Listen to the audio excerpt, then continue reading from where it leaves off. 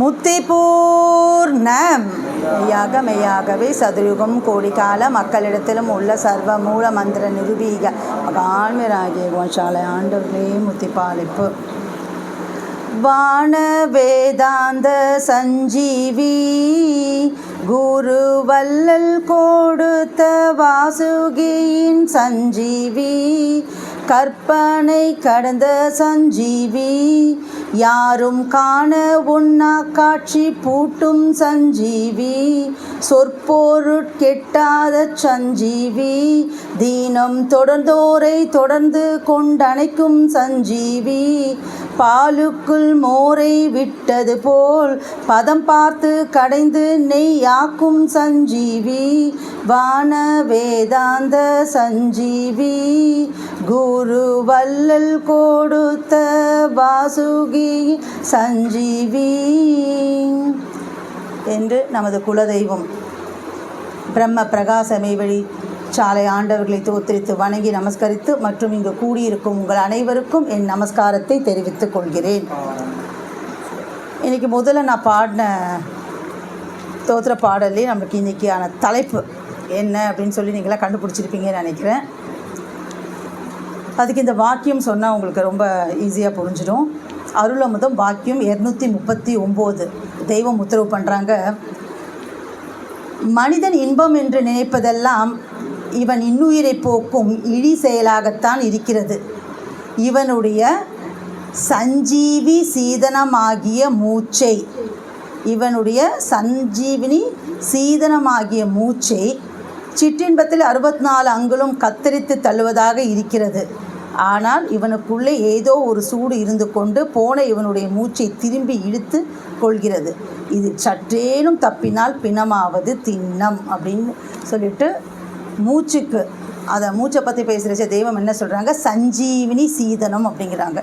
இன்றைக்கி நான் உங்கள் கூட பங்கிக்க போகிற தலைப்பு சஞ்சீவினி சீதனம். எனக்கு என்ன ஒரு ஆச்சரியம்னா, காலையில் நம்ம உட்காந்துட்டு சபை ஆரம்பிக்கிறதுக்கு நம்ம தயாராகிட்ருக்கோம். அப்போது எல்லாருமே மூச்சுன்னு பேசுனதை நான் பார்த்தேன். குமாரி அக்கா வந்து சொல்லிட்டு இருக்காங்க, பாவம் புண்ணியம் அப்படின்ற வாக்கியத்தில் தெய்வம் என்ன சொல்கிறாங்க அண்ணா அப்படின்னு சொல்லிட்டு மூச்சை பற்றி பேசுகிறாங்க. அண்ணா பேசுகிறச்சியும் மூச்சை பற்றி பேசுனாங்க. இப்போ எங்கள் வீட்டுக்காரர் அவரோட முத்தி பேரூரில் என்ன சொல்கிறாங்கன்னா, ரிஷி பிண்டம் அப்படின்னு சொல்லிட்டு தாயின் வயிற்றில் அந்த குழந்தை இருந்தால் அது மூச்சு இல்லாமல் இருக்குது, பிரசவம் பிறந்த அப்படின்னு சொல்லிட்டு மூச்சை பற்றியே பேசுகிறாரு. ஒரு ஆச்சரியமாக இருந்தது. எல்லாமே அந்த மூச்சு டாப்பிக்லேயே நம்ம சுற்றி அதிலே சுழண்டுட்டு இருந்தோம். அப்படி பார்க்க போனால் எனக்கு எல்லாமே பேசின விஷயம் தான். அண்ணா சொன்ன மாதிரி எல்லாருக்கும் எல்லாம் தெரிஞ்சிருந்தாலும் அதை நம்ம திரும்ப தெய்வ வாக்கை ஞாபகப்படுத்திக்கிறதே ஒரு தவம் தான் அப்படின்னு சொல்லிட்டு, என்னடா மூச்சு பிடிச்சிட்டு பேசுகிறாங்களே, நம்ம பேசுகிறச்சே சொல்லுவோம், அப்பா மூச்சு விடாமல் பேசுகிறாங்கப்பா, அவங்க மூச்சு தம் கட்டி பேசுகிறாங்கப்பா அப்படின்னு சொல்லி பேசுவோம். அப்படி நம்ம வெளி உலகத்தில் அந்த தம் கட்டி மூச்சு பிடிச்சி பேசினா ஒரு பிரயோஜனமும் இருக்காது நம்மளுக்கு. அது ஃபுல்லாக அவத்தில் போகிறது தான். அது வந்து ஆயிலெல்லாம் வீணடிக்கிற ஒரு விஷயம்தான். ஆனால் நம்ம இங்கே அண்ணா கூட சொன்னாங்க, சபை என்றால் என்ன அப்படின்னு சொல்லிட்டு.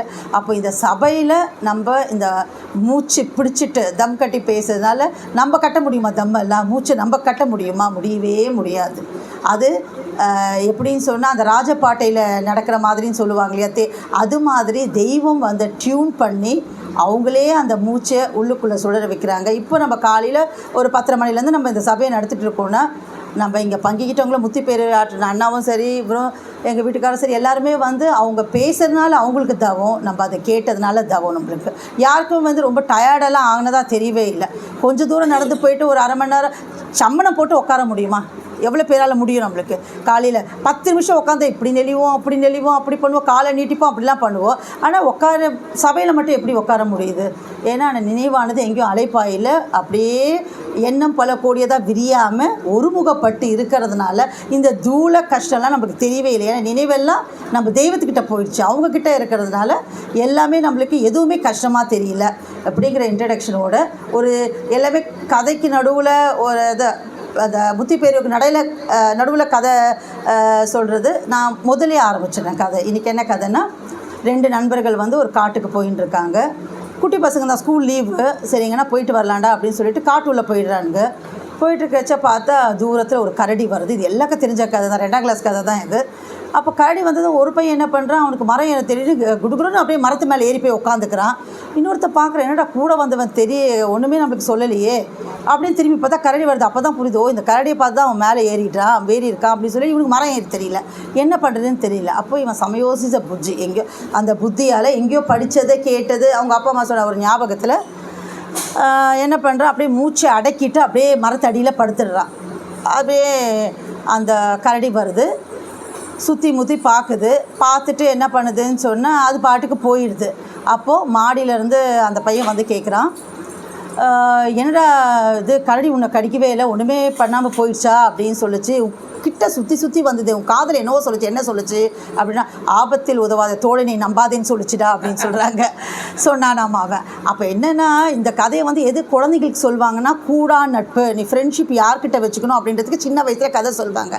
ஆனால் நம்ம இதுலேருந்து எடுத்துக்கிற படிப்பினை என்னென்னா, அண்ணா கூட சொன்னாங்க, பாட்டையும் தெய்வம் வந்து காட்டில் போய் அகிலவளம் பருவத்தில் போயின்னு இருக்கச்ச புலி வந்துச்சு, புலி வந்து பாட்டையை உரசிட்டு போயிடுச்சா, தெய்வம் பயந்து போயினாங்களாம் பின்னாடி சொல்லிட்டு. அப்போ பாட்டையை சொன்னாங்களாம், இது மாமிச வாடைக்கு தான் புலி வரும், புல் வாடைக்கு வராது அப்படின்னு சொல்லிட்டு.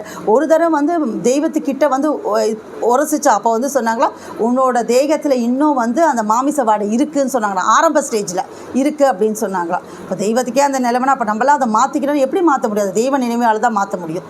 அப்போது இந்த கதையிலேருந்து நம்ம எடுத்துக்கிற ஒரு விஷயம், டேக் ஹோம் மெசேஜ் என்ன அப்படின்னு சொன்னால், சொற்ப நேரம், ஒரு நாழிகையோ நிமிஷமே அந்த பையன் மூச்சை தம் கட்டினதுனால அவனுக்கு உயிர் பிழைக்க முடிஞ்சது அப்படின்னு சொன்னால், அப்போது நம்ம தெய்வத்தோட கருணையால் அந்த மூச்சை நம்மளுக்கு எப்படி அவங்க விருத்தி பண்ணுறாங்க.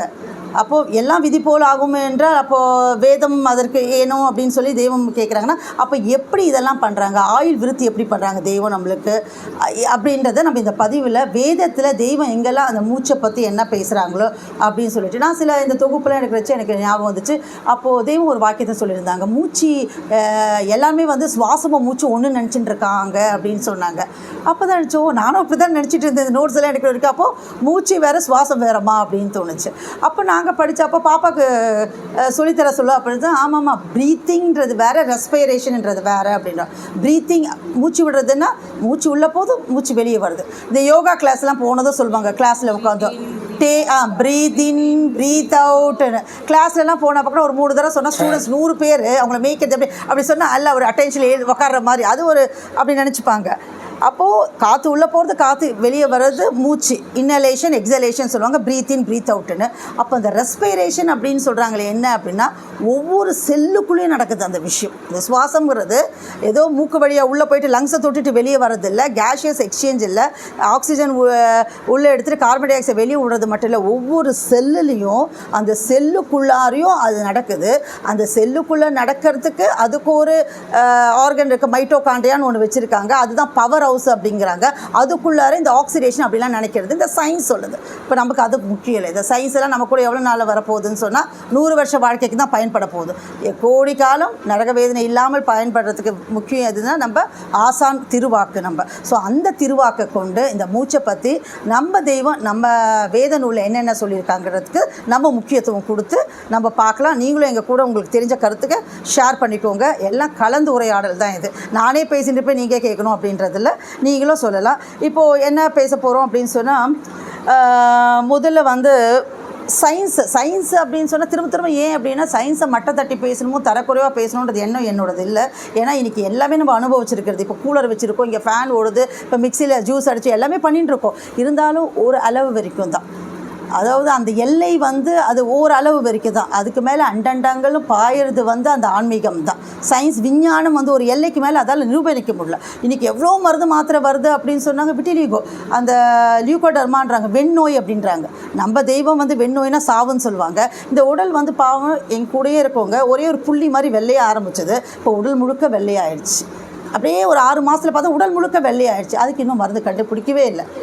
சயின்ஸ் அதுதான், அது ஒரு தூரம் தான் வளர்ந்துருக்கு, இன்னும் வளர வேண்டிய தூரங்கள் நிறைய இருக்குது. பட் நம்ம மெய்ஞானம்ங்கிறது அப்படி இல்லை. நம்மளுக்கு கிடைச்சிருக்க அந்த பரிசு குரு அப்படியேப்பட்டவர் இல்லை. நம்மளுக்கு எங்கே கொண்டு போய் சேர்க்கணுமோ, நம்ம எங்கேருந்து வந்தோமோ அங்கே கொண்டு போய் சேர்க்கறதுக்கு லகுவான வழி எப்படின்னு சொன்னால், நம்ம பாடே படாமல் எதுக்குமே பாடுபட்ட பேருக்கு தான் கூலின்னு சொல்கிறாங்க. நீ பாடே படாத, ஏன் சொல்படி நட, என் பின்னாடியே வா, நான் கையை பிடிச்சி, நம்ம அவர் கையை பிடிச்சா எப்போ வேணா விட்டுருவோம். இந்த உலகத்தேட்டில் எதானா ஒன்று பார்த்தா அப்படியே கையை விட்டுட்டு போயிடுவோன்றதுக்காக நம்ம கையை பிடிச்சிட்டு நடக்கிறாங்க அவங்க, நம்ம கூப்பிட்டுட்டு. ஏன்னா அவங்க நம்மளை பிடிச்சிட்டா விடவே மாட்டாங்க. நம்ம அதுக்கு தான் பாடுபடணும். நான் உங்களை நினச்சிட்டு இருக்கேன் தெய்வமே, நான் மூலமந்திரம் சொல்கிறேன் தெய்வமே, நான் தோத்திர பாடல் பண்ணுறேங்க தெய்வமே, நான் வணக்கம் பண்ணுற தெய்வமே, இதெல்லாம் தேவையில்லை, நீ பண்ணு. ஆனால் இதில் எப்படி பண்ண, உள்ளன்போடு பண்ணணும், கடமைக்காக பண்ணக்கூடாது. அப்படி உள்ளன்போடு பண்ணுறச்சு தான் என்ன ஆகுது அப்படின்னு சொன்னால், தெய்வத்தோட அன்பும் தெய்வத்தோட இரக்கமும் நம்மளுக்கு கிடைக்கிது. அதுதான் நம்மளுக்கு எதை கொடுக்கும், சொர்க்க பதிவாழ்வை கொடுக்கும். நான் வணக்கம் பண்ணுறேன், நான் மூலமந்திரம் சொல்கிறதுன்றது பண்ணணும், அது அவங்க சொல்படி பண்ணணும். அதில் எந்த தன்னறிவில் சாயக்கூடாது. இப்படி சொல்லியிருக்காங்களே, அந்த பொட்டிட்டு பூலாம் வைக்கக்கூடாது சொல்ல, ஃபோட்டோ எடுக்கக்கூடாதுன்னு சொல்கிறாங்களே பிம்பத்துக்கு. அந்த காலத்தில் இந்த வசதியெல்லாம் இல்லை, அதனால் சொல்லியிருப்பாங்களோ. இப்போ வீடியோலாம் வந்துருச்சு. யூஎஸில் இருக்கார், அம்மா இங்கே அடக்காயிட்டாங்க, நம்ம காமிச்சா அதனால் என்ன தப்பு, அந்த கேள்வி நம்ம கேட்கக்கூடாது. அவங்க என்ன உத்தரவோ அதுபடி நடந்துகிட்டே போகும். அப்போ மச்சான் வருவார் ஒருத்தர், அதெல்லாம் ஒன்றும் இல்லைப்பா, எடுத்து அனுப்புப்பா அப்படின்னு சொன்னார். அவருக்கு பாவம் அதிகம் வந்துடும். ஏன் அப்படின்னு சொன்னால், தெய்வ சொல்லுக்கு மாற்றி பேசுபவன் என் விரோதின்னு உத்தரவாயிருக்கு தெய்வத்துக்கு. அப்போ நீ எல்லாம் தெரிஞ்ச மாதிரி அதெல்லாம் ஒன்றும் இல்லைப்பா பண்ணுப்பான்னு சொல்லிட்டு அந்த பாவத்தை நீ வாங்கிக்க கூடாது. அப்படி இதெல்லாம் இன்ட்ரடக்ஷன் தான் நம்ம தலைப்புக்கு. ஏன்னா நம்மளோட சபை அப்படின்னாவே தெய்வத்தின் மகிமையை பேசணும், தெய்வம் பட்ட பாட பேசணும், அதுதான் அவங்க விரும்புகிறாங்க. தெய்வம் என்னென்னா, பல இடங்களில் நம்ம அந்த நிகழ்வுகள்லாம் பார்க்குறச்சு அதான் பேசுகிறாங்க. ஒரு நிகழ்வை கூட வள்ளலார், நம்ம வடலூர் வள்ளலப்புறான் பெரியப்பா, அவங்கள பற்றி ஏதோ பேசிட்டு இருந்தாங்க. தவறு இல்லை, அவங்க பற்றி பேசுது. ஆனால் நம்ம அப்பாவை பற்றி பேசணும் இல்லை, பெரியப்பா இருக்கட்டும், பெரியப்பா பற்றி சங்கமாக பேசி வச்சேன். நம்ம அப்பா பெருமை இப்போ கூட இருக்கார், நம்மளுக்கு சொத்து தராரு, எல்லாம் தரான்னு அவரை பற்றி யார் பேசுறது? அப்போது நம்ம தானே பேசணும். நம்ம அப்போ அவரை பற்றி நம்ம நிறைய பேசணும், அவரோட பெருமைகளை பேசணும், அவர் பட்ட பாட பேசணும். ஒவ்வொரு சபையும் இதை தான் நம்மளோட இலக்காக வச்சுட்டு மற்ற கதைகளை நம்ம கூட பேசணும் அப்படிங்கிறத இந்த சபையோட முக்கியத்துவம். இப்போ சயின்ஸ் அப்படின்னு நான் பேச வந்தது இருக்குது அப்படின்னு சொன்னால், இப்போ இந்த வாக்கியத்தில் ஒரு பெரிய விஷயத்தை விஞ்ஞானம் கூட எக்ஸ்பிளைன் பண்ண முடியாத விஷயத்தை ரொம்ப அழகாக எக்ஸ்பிளைன் பண்ணுறாங்க தெய்வம். என்ன சொல்கிறாங்க அப்படின்னு சொன்னால், இப்போ மூச்சு அதுதான் சொல்லுவாங்க, ஒரு மனுஷன் சாப்பாடு இல்லாமல் ஒரு மண்டலம் இருக்கலாம், ஒரு அருளமத வாக்கியத்தை 30 நாள் இல்லை 48 நாள் இருக்கலாம், தண்ணி இல்லாமல் 48 மணி நேரம் இருக்கலாம். ஆனால் மூச்சு காற்றும் இல்லாமல் குறைஞ்சது என்ன சொல்கிறாங்கன்னா, சயின்ஸ் என்ன சொல்லுதுன்னா 30 செகண்ட்ஸ் கூட இருக்க முடியாது. இருக்கிறதுனா பிரெயின் இருக்கலாம், பிரெயின் டெத், செல்ஸ்லாம் டெத் ஆகிடுது. நீங்கள் ஒரு 30 நிமிஷத்துக்கு மேலே அங்கே அந்த காற்று ஆக்சிஜன் சப்ளை இல்லைன்னா அங்கே அந்த செல்லெல்லாம் டெத் ஆகிடுது அப்படின்னு சொல்லுது சயின்ஸ். அப்போது சாப்பிட வேணும்னா, இப்போ அக்கா பிரியாணி சமைச்சு வச்சுருங்க, மதியம் பசியாரன்னா என்ன பண்ணணும், போய் எழுந்து போய் நம்ம பிளேட்டில் போட்டு தான் சாப்பிட்ணும். தண்ணி வேணுன்னா, அக்கா அங்கே ஆரோ பிளான்ட் இருக்குது, போய் பிடிச்சிக்கோங்கக்கா அப்படின்னு சொல்கிறோம், எழுந்து போய் தான் எடுக்கணும். ஆனால் இந்த காற்றை மட்டும் தெய்வம் நம்மளுக்கு எப்படி வச்சுருக்காங்க சார், நம்ம மூக்குக்கிட்ட அதுவே வருது. என்ன ஆச்சரியம் இல்லைங்களா? காற்று அப்படி இல்லாட்டி கொரோனா டைமில் நம்மலாம் பட்டிருப்போம். கொரோனா டைமில் அந்த ஆக்சிஜன் சிலிண்டர் வாங்குறதுக்கு அவ்வளோ ஒரு போட்டி. சொந்த பணம் இருக்குது, கோடீஸ்வரன் இருக்கா, சொந்தக்கார இருக்க, டிமாண்டு கிடைக்கல. 40,000 ரூபாய் எங்கள் நாத்தனா இருக்குது, அந்த ஒரு ஆக்சிஜன் சிலிண்டர் டெல்லியில் இருக்காங்க, கிடைக்கவே இல்லை. நாங்கள் கேட்குறோம் அந்த சிலிண்டர், அது ஒரு 2,000 ரூபாய் ஒரு சிலிண்டரை பிளாக் மார்க்கெட்டில் 40,000 ரூபாங்கிறோம். ஆனால் கூட பரவாயில்ல, இங்கே ஃபோன் பண்ணி சொல்கிறாரு, பரவாயில்ல நீங்கள் வாங்கி கொடுத்துருங்க அவங்களுக்குங்கிறாங்க. அது இங்கேருந்து ரொம்ப தூரம் போக வேண்டியிருக்கு. இவங்க போகிறாங்க, அப்போ போலீஸ் ரெய்டு அங்கே வந்துருச்சு. அந்த 40,000 ரூபாய் கொடுத்து வாங்குறது கூட முடியல எங்களால், அவ்வளோ டிமாண்டு. அப்போது இறைவன் நம்மளுக்கு எல்லாமே என்ன இனாமாக கொடுத்துருக்கான் அப்படின்னு கொடுத்துருக்காங்க தெய்வம் அப்படின்னு நம்ம யோசித்து பார்த்தா தூக்கமே வராது. அடுத்த சிந்தனைக்கே போக முடியாது, அழுதுகிட்டே உட்காந்துருக்க வேண்டியது தான் அந்த தனிப்பெரும் கருணையை நினச்சி. ஒன்றுமே இல்லை, வாயில் எச்சில் சுரக்குது, அது மட்டும் காஞ்சி போயிருந்து என்ன நினைக்க முடியும் நம்மளுக்கு? இப்போ சாப்பிட்ற அது எப்படி நம்ம அதை கலவையாக மாற்ற முடியும்? போலஸுங்கிறான், எச்சில் இருந்தால் தானே அந்த சாப்பாடை மெல்ல முடியும். இல்லைடா நம்மளுக்கு பாலமாக நாக்கெல்லாம் ரணமாயிடுமே, வறண்ட நிலை மாதிரி ஆகிடுமே. ஒரே ஒரு எச்சில் நம்ம சொல்கிறது காரி துப்பணும் அப்படின்னு சொல்லிடுறோம், தூண் துப்பணும்னு சொல்கிறோம். ஆனால் அந்த எச்சில் மட்டும் இல்லைன்னா உன் நிலைமை என்ன? நீ சாப்பிட்டு அதை கூழாக்கி வழுவழுன்னு அனுப்பி உன் வயிற்றுக்கு அனுப்பணும். அப்போ தான் மற்ற ப்ராசஸ்லாம் நடக்குது உனக்கு. அந்த ஒரு சின்ன விஷயம் நினச்சிக்கிறோம், சரி அதுதான் வச்சுருக்காங்க, அதுதான் சொல்கிறேன். அப்போது அதுக்கப்புறம் சரி இதை தான் விட்டுருங்க, வாய் ஒன்றும் இல்லைப்பா, ஒரே ஒரு யூரின் பாஸ் பண்ண முடியல, உன் நிலைமை என்ன ஆகுது? டயாலிசிஸ். வாரத்துக்கு 3 நாள் நான் அம்மாவை கூப்பிட்டு போகிறேன், வாரத்துக்கு மாமியாரை கூப்பிட்டு போகிறேன். நிறைய பேர் கேட்குறோம், நாங்கள் என் மாமனார் வாரத்துக்கு 2 நாள் கூப்பிட்டு போகிறோம், ஆல்டர்னேட் டேஸ் கூப்பிட்டு போனாக்கா எவ்வளோ? 25,000 ரூபாய் ஒரு நாளைக்கு உச்சா போகிறதுக்கு 25,000 ரூபாய். அப்புறம் எவ்வளோ நாள் நம்ம பணம் கட்டிகிட்டு இருக்கோம்? பணம் இருக்கவங்க கட்டிடுறாங்க, எவ்வளோ கஷ்டம். அப்போது இதெல்லாம் அது பாட்டுக்கு சிஸ்டமேட்டிக்காக ஒரு ரெக்கார்ட் பண்ணி வச்சுட்டாங்க தெய்வம். அது பாட்டுக்கு நடந்துருக்கு. எவ்வளோ வருஷமாக நடந்துருக்கு. எனக்கு 52 வயசு. இப்போ உங்களுக்கு அண்ணாக்கு இப்படிலாம் நினச்சி பார்த்தா ஒருத்தர் இவ்வளோ வருஷம் நடந்துட்டுருக்கே. அப்புறம் தெய்வம் நம்மளை பார்த்து கேட்குறாங்க, சுவாசம் நீ பிறந்ததுலேருந்து முதல்ல தலைகீழே போட்டு ஒரு தட்டுனாங்களே, நீ குவான்னு கற்றுன அப்போ ஆரம்பிச்சது அறுத்தடைத்த வாசல். அந்த உச்சி க்ளோஸ் ஆகிட்டு யோனி வாசல், அன்னையின் யோனி வாசல் திறந்து நீ பிறந்த அப்புறம் அந்த சுவாசிக்க ஆரம்பித்த இன்ன வரைக்கும் இந்த நிமிஷம் வரைக்கும் சுவாசிச்சுட்ருக்க. தேஞ்சு போச்சா மூக்கு உனக்கு? இல்லையே. இல்லை ஓட்டை தான் பெருசாகிடுச்சா? இவங்களுக்கு வந்து நிறைய சுவாசிக்கணும்ட்டு இவங்களுக்கு இவ்வளோ பெரிய ஓட்டை வச்சாங்களா? அப்படி இல்லையே. இதெல்லாம் நம்ம பேசணும் இல்லையா நம்மளுக்கு? அப்போது நிச்சயமாக பேசணும் இல்லையா? நம்ம இவன் என்ன நினைக்கிறான், எருமை மெரிச்சிட்டியா, கரப்பாம்பூச்சியை மெரிச்சிட்டியா, பல்லி வால் தனியாக போச்சு, நீ அவனுக்கு காசு கேட்டு கொடுக்கலையா, சோறு போடலையா, இதெல்லாம் பாவம்னு பேசிகிட்டு இருக்கான். அப்படி இல்லை. பாவம் புண்ணியம் எது? காலையில் வந்ததும் அக்கா முதல்ல அதான் பேசுகிறாங்க. பூ கட்டிகிட்டே பேசிகிட்டு இருந்தாங்க. நம்ம சபை இன்னும் ரெடியாக கூட அதில் பூ கட்டிகிட்டே பேசுகிறாங்க. பாவம் என்றால் என்ன அப்படின்னா, மூச்சையே உன்னை கண்ட்ரோல் பண்ண முடியலையே, தன் மூச்சு துண்டாடு நீ பார்த்துட்டு இருக்க, அது எவ்வளோ பெரிய பாவண்டா அப்படிங்கிறாங்க. அப்போ புண்ணியத்துக்கு ஒரு குரு இருக்கிறது. அது என்ன? ஆசான் சொல் நம்மது அப்படின்ற எண்ணத்தை நீ வளர்த்துக்க. அதுதான் புண்ணியம். வேறு ஒன்றும் புண்ணியம் இல்லை. நான் 100 பேருக்கு சோறு போட்டேன், அது புண்ணியம். நான் தான தர்மம் பண்ணேன், அது புண்ணியம். அது ஒன்றும் வந்து என் வீட்டுக்கார் சொன்னார் இப்போ தான், செத்தால் தெரியும் செட்டியார் வாழ்வுன்னு அவர் பதிவில் பேசினார். என்ன தெரிய போகுது செட்டியார் வாழ்வுன்ட்டு? இவங்க நினச்சிக்கிறாங்க லௌகிகத்தில் என்ன நினச்சிக்கிறாங்கன்னா, அவர் நிறைய தான தர்மம் பண்ணார், அவர் வந்து கடன் வாங்கி பண்ணாரா இல்லை அவர் சுயமாக பண்ணாரான்ட்டு செத்த அப்புறம் வந்து நிற்பான்ல கடன்காரெல்லாம், அப்போ தெரிஞ்சிடும் அப்படின்னு இவங்க லௌகிகத்தில் பேசிட்டு இருக்காங்க. ஆனால் உண்மையான வழக்கு சொல்லுதான் அது. ஆனால் உண்மையான அர்த்தம் என்னன்னா, கசப்பு தீட்டு பின்னநாட்டம் ஜலம் வாங்கி வெளியாகி செத்தா அவன் அசுத்தவான் இல்லை, பரிசுத்தமாக ஜீவ பிரயாணமானவனா. அதுதான் செத்தால் தெரியும் செட்டியார் வாழ்வு அப்படின்னாங்க. நிறைய விஷயம் சொன்னாங்க. அதே மாதிரி ரிஷி பிண்டம் ராத்தங்காதுலையும் அதே தான் பேசினார். என்ன பேசினாருன்னு சொன்னால், அந்த தாயின் வயிற்றில் அந்த குழந்தை இருக்குது, அப்போ மட்டும் மூச்சு இருந்தது என்ன ஆகும் அப்படின்னு சொல்லுவாங்க. அதுதான் சொல்லுவாங்க. அது வந்து அப்படி அந்த லங்ஸ் எல்லாம் வந்து அந்த அளவுக்கு டெவலப் ஆகிருக்கும். அப்போ அந்த ஆம்னியாட்டிக் ஃப்ளூயிடுன்னு தண்ணி மட்டும் உள்ளே போயிருந்தால் சிசு வந்து என்ன ஆகிடும்னா சிதைஞ்சிடும், அபார்ஷன் ஆகிட்டு இருக்கும். அப்படி இல்லாமல் யார் பார்த்துக்கிற இதெல்லாம் இந்த நேரம் வரைக்கும் இப்படியே இருக்கணுமா? அப்புறம் 9வது மாதம்னா பெல்ட்டி ஒன்று அடிக்கும், அங்கே போயிட்டு மோடி மஸ்தான் மாதிரி. ஏன் அடிக்காமல் அப்படியே இருந்தால் என்ன ஆகும்? தாய்க்கு என்ன ஆகிறது? அப்படியே ரொட்டேட் ஆகிடுச்சான்னு கேட்பாங்க.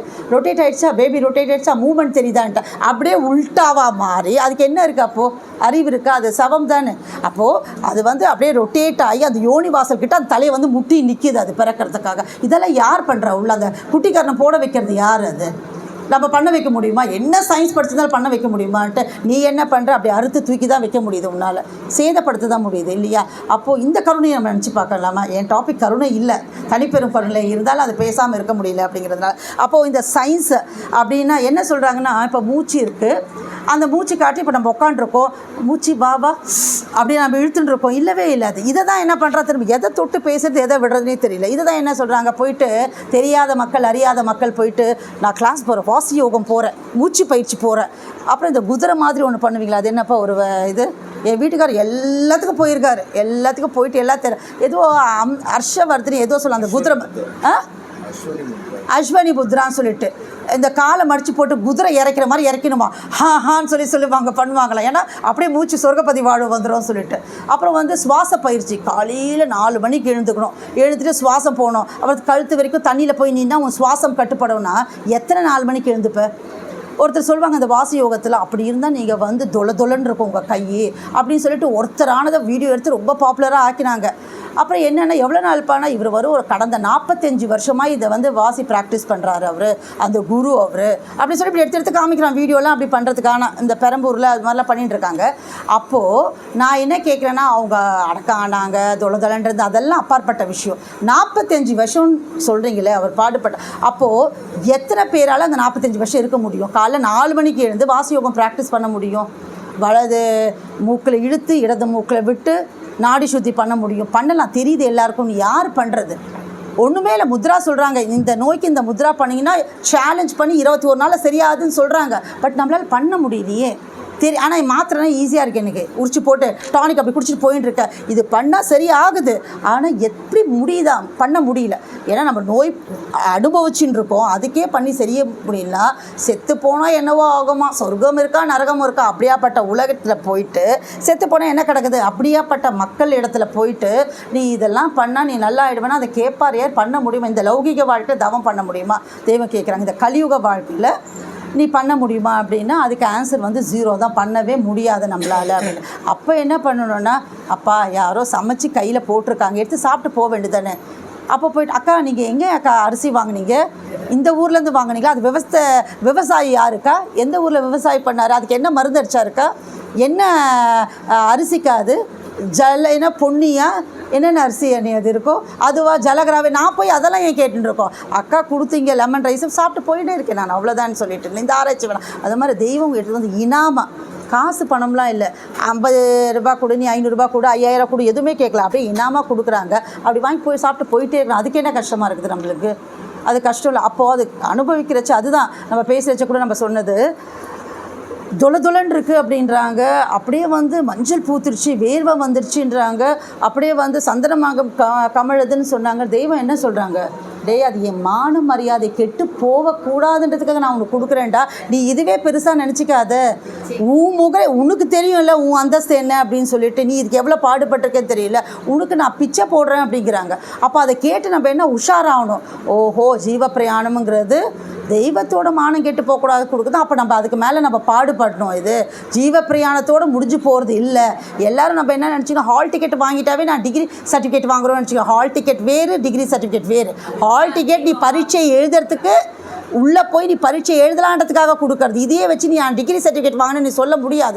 இப்போ உலகத்தில் எல்லாம் என்ன நினச்சிக்கிறாங்கன்னா, இவர் ஜீவப்பிரயாணம் ஆகிட்டார், அவர் அடக்கமாயிட்டார், இவர் அடக்கமாயிட்டார்னா அதோடு முடிகிற வேலை இல்லை. அதுக்கப்புறம் எவ்வளோ இருக்குது. போன சபையில் கூட நம்ம பேசுகிறோம், 40 புடம் சொல்கிறாங்க. இத்தனை புடத்தில் நீ தப்பிச்சு போனாதான் அந்த 40வது நாள் கூட நீ தவறக்கிறதுக்கு வாய்ப்பு இருக்குது அப்படின்றாங்க.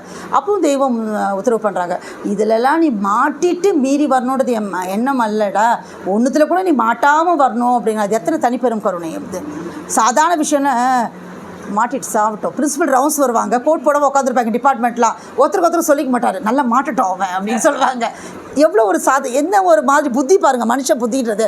அவர் வராருன்னா எடுத்து கோட் போட்டுருவாங்க. இந்த வெக்கையாக இருக்கிற கோட் நிறைய பேர் போட மாட்டாங்க, போடணும், அதுதான் ரூலு. அதை கூட சொல்லாமல் என்ன பண்ணுவாங்கன்னா, நல்லா மாட்டட்டும் அப்படின்னு சொல்லுவாங்க. இது மாதிரி புத்தி தான் நம்மளுக்குலாம் இருக்குது. அப்படி இருக்கிறச்ச தெய்வம் வந்து எதுவுமே எதிர்பார்க்கல நம்மகிட்ட. எம்மை தவிர வேறொன்றை நேசிக்காதேன்றாங்க. அது பண்ணக்கூடாதா? அது பண்ணால் நமக்கு லகுவாக கிடச்சிருது இல்லையா? அது பண்ணணும். திரும்ப இந்த சயின்ஸ்க்கு வந்துட்டு நான் வேறு இடத்துக்கு போயின்ட்டுருக்கேன். என்னென்னா, இப்போது மூச்சு இருக்குது, இந்த மூச்சு காற்று வந்து நம்ம வந்து உள்ளர போகிறச்ச என்னன்னு சொன்னால், உள்ளர வந்து லங்ஸ், நுரையீரல் வெற்றிடமாக இருக்கிறதுனால ஒரு குடம் வெட்டலாம், தண்ணி நல்லா ஊற்றுனா நிரம்பி வந்துச்சா எப்படி ஊற்ற முடியும் நம்மளுக்கு? வெற்றிடமாக சரன்னு உள்ளே போகிறச்ச ஈஸியாக போயிடுது. ஆனால் அந்த மூச்சை வெளியே தள்ளணுன்னா நம்மளுக்கு எக்ஸ்ட்ரா பவர் வேண்டும். ஏன் எக்ஸ்ட்ரா பவர் வேணும்னா, வெளியே ஃபுல்லாக அடர்த்தியாக இருக்குது. இப்போ காலியாக இருந்ததுன்னா இந்த மூச்சு உள்ளே போய் சர்ன்னு வெளியே வந்துட்டுருக்கோம்.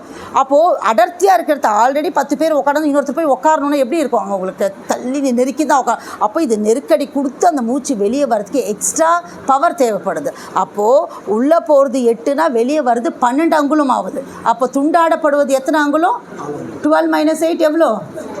4. அப்போ 4 அங்குலம் துண்டாடப்படுது. எப்போ? ஒரு மூச்சுக்கு. அப்போது மனிதன் ஒரு நாளைக்கு எத்தனை மூச்சு விடுறான்? 21,600 மூச்சு. இதுதான் நம்ம வடலூர் வள்ளல் பிரான் நம்ம பெரியப்பா அவங்களோட ஞான சித்திபுரத்தில் நம்மளுக்கு வடலூர் கட்டியிருக்காருங்க இல்லையா, அங்கே சங்கிலி போட்டு வச்சுருக்காங்க. 21,600 சங்கிலி அதனோட கணக்காமல் பூடகமாக சொல்லி போகிறாங்க. அது அவர் போட்டு வச்சுட்டு போயிட்டார், இது மாதிரி பண்ணணும்னு சொல்லிட்டு. பட் நம்ம தெய்வம் எல்லாம் உடச்சி காமிக்கிறாங்க. டே இதாண்டா பார்த்துக்கூடா, பிறப்பு இறப்புனா நீ பிறக்கிற இறக்கலாம் அண்ணா சொன்னாங்க காலையில். பிறப்பு இறப்பு இல்லைடா, சுவாசம் உள்ளே போகிறதும் சுவாசம் வெளியே வர்றது தான்டா. சுவாசம் உள்ளே போனால் நீ பிறக்கிற, சுவாசம் வெளியே வந்தால் நீ இறக்குற, செத்து போயிடுற, அவ்வளோதான். இவ்வளோதான் சிம்பிளாக. யார் சொல்லுவா?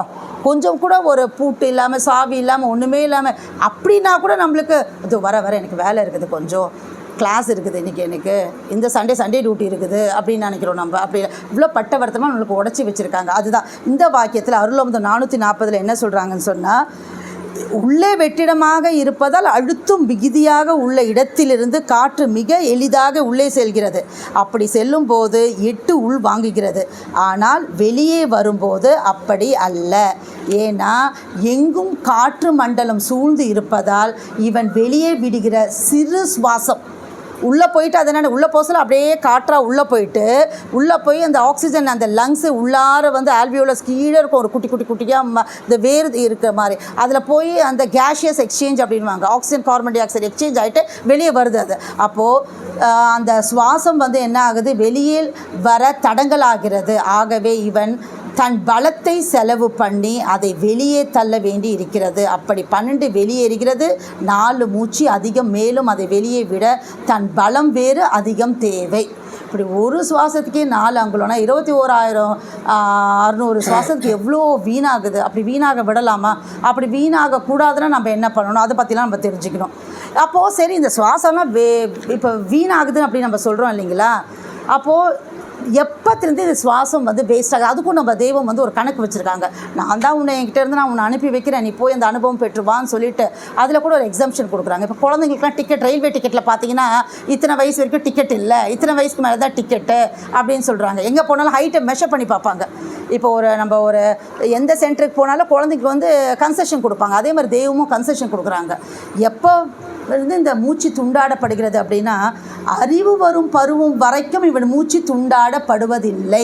அறிவு வர பருவம் இல்லை, அது குழந்தை பார்த்துன்னு விளையாடின்னு இருக்கு, அது பண்ணுது இது பண்ணுது அப்படின்னு சொல்லிட்டு. ஆனால் அதன் பின் தான் இவன் அதிகமாக விரயம் பண்ணுகிறான். அதனால் ஆசை வந்துடுது. ஒரு வயசுக்கு மேலே பட்டப்போ ஆசை பண்ணுறச்ச கட்டுக்கடங்காமல் அது நினைவு பறக்குது. இப்போ நினைவு எண்ணம் தான் திரும்ப இங்கே வந்து வேலை பண்ணுறது. அப்போது இச்சை, தூக்கம், காலையில் அலாரம் வச்சு 5 மணிக்கு வச்சுக்கிறோம், அதுக்கப்புறம் ஒரு 10 நிமிஷம் தூங்குவோம் பாரு, இழுத்து போத்துன்னு, அதுதான் சுகமான தூக்கம்னு நினைக்கிறோம். திரும்ப ஒரு 10 நிமிஷமா வேன் வந்துடும்ப்பா, 10 நிமிஷமா அப்படின்னு சொல்லிட்டு அதுதான் ரொம்ப இம்பார்ட்டன்ட் தூக்கமாக இருக்குது. அப்போது தூக்கம் மேலே ஒரு இச்சம் வருது நம்மளுக்கு. முதலே வட்டால் இன்னும் அதிகமாகிறது. இப்படி ஒவ்வொரு தடவையும் பலத்தை இழப்பதால் விரைவில் உடல் தேய்ந்து முதுமை லபிக்கிறது, சாவும் வருகிறது. அப்போது இந்த உலகத்தவர் அடைகிற முடிவு பலன் இது தான் அப்படின்னு சொல்கிறாங்க. அப்போது நம்ம அறிவு வரும் பருவம் வரைக்கும் அப்படின்னு சொன்னால், அது இன்னொரு வாக்கியத்தில் தெய்வம் சொல்லியிருப்பாங்க, நீ செய்த வேலைக்கு கூலி. அப்போ அறிவு எப்போ வருது நம்மளுக்கு என்ன தெரியுது, நீ செய்கிற வேலைக்கு. நான் இதை வாங்கிட்டு வரணுன்னா நான் வந்து ஒரு பிஸ்கெட் வாங்கிக்கிறேன், நான் ஒரு சாக்லேட் வாங்கிக்கிறேன், ஒரு குழந்தை சொல்ல ஆரம்பித்தாவே அதுக்கு அறிவு வந்துடுது. இதுக்கு வயசெல்லாம் ஒன்றும் இல்லை. நீ வந்து தான் செய்த வேலைக்கு கூலி கேட்குற வரைக்கும் தான் உனக்கு பாவ புண்ணியம் இல்லை, அதுக்கப்புறம்லாம் உன் அக்கௌண்ட்டில் பாவம் புண்ணியம் சேர்ந்துருதான். அப்போது இந்த மூச்சு துண்டாடக்கூடாது. அப்போ எப்போத்திலேருந்து துண்டாடுறதுன்னு இப்போ நம்ம தெரிஞ்சுக்கிட்டோம், அறிவு வர வரைக்கும் அப்படின்னு சொல்லிட்டு நம்ம தெரிஞ்சுக்கிட்டோம். அப்போது இப்போ தான் நம்ம பார்த்தோம், சாப்பாடு இல்லாமல் இவ்வளோ நேரம் இருக்கலாம், தண்ணி இல்லாமல் இவ்வளோ நேரம் இருக்கும். அப்போ மூச்சு விடாமல் ஒரு நொடி நேரம் கூட இருக்க முடியாது. மிக்க அத்தியாவசியமானது அது என்பது நமக்கு இப்போ எல்லாம் நமக்கு தெரிஞ்சிட்டோம். அந்த மூச்சை ஆயிலாக இறைவன் இவனுக்கு இனாமாக கொடுத்திருக்கிறான், ஆயிலாக கொடுத்திருக்கிறான் அப்படின்னு சொல்கிறாங்க. இதை இப்போ நம்ம இங்கே என்ன பேசுகிறோம் அப்படின்னு சொன்னால், நம்ம என்ன பண்ணுவோம், அதாவது எங்கள் வீட்டுக்கார கூட பேசினாங்க, ஒரு குழந்தை ஆயில் வந்து எதை வச்சு நம்ம நிர்ணயிக்கிறோம் அப்படின்னு சொன்னால் குறையும் அப்படின்னு சொல்கிறாங்க. அப்போது தகப்பனோட மூச்சில் சுவாசம் தான் இவருக்கு வந்து இவ்வளோ மூச்சு. இந்த குழந்தைக்கு 80 வயசு, இந்த குழந்தைக்கு 100 வயசு, இந்த குழந்தைக்கு 90 வயசுனா அந்த சுவாசம் அந்த ஜனிக்கும் குழந்தை ஜனிக்கும் போது அம்மாவுக்கு ரோலே இல்லை. அது ஆனா பெண்ணான்றது கூட அம்மாவுக்கு ரோலே இல்லை. அது எல்லாம் நிர்ணயிக்கிறது அப்பா தான். இந்த மூச்சு வந்து அதுதான் சொல்லுவாங்க, அம்மாட்ட இருக்கிறது வந்து XX குரோமோசோம் தான், அப்பாட்ட தான் XY. ஆண் பெண் ரெண்டும் இருக்கிறது அப்பாட்ட தான். ஸோ அப்பாக்கிட்டேருந்து எது வருது, X வந்தால் அம்மாட்ட இருக்க X வந்து பெண்ணாயிடும். அப்பாக்கிட்டேருந்து Y குரோமோசோம் வந்ததுன்னா அப்பாட்டேருந்து அம்மாட்டேருந்து X தான் வரும். ஸோ அதனால் இப்போ கிராமத்துக்கு நான் பழனியில் வேலை செய்கிறதுக்கெலாம் நிறைய பேஷண்ட்ஸ் வரும். இது மாதிரி எங்கள் மாமியார் வந்து இவ்வளோ கொடுமை பண்ணுறாங்க, வேறு கல்யாணம் பண்ணுறேன்றாங்க அவருக்கு, ஏன்னா எனக்கு ஆண் வாரிசு இல்லையா, என்னை துரத்தி விட்டுறேன்றாங்கலாம் அழுவாங்க. பல் ஹாஸ்பிட்டலுக்கு வந்து கீழே தான் கைனகாலஜிஸ்ட் பூங்கொடி மேடம் வச்சுருப்பாங்க. அப்போ நிறைய பேஷண்ட் வருவாங்க. அப்போது வீடு விற்றாச்சும் நான் எதுனா பண்ணணும், மருத்துவம் பண்ணிக்கணும் அப்படிலாம் சொல்லுவாங்க. அப்போ தான் இதை நிர்ணயிக்கிறதே அவங்க மகன் தானே.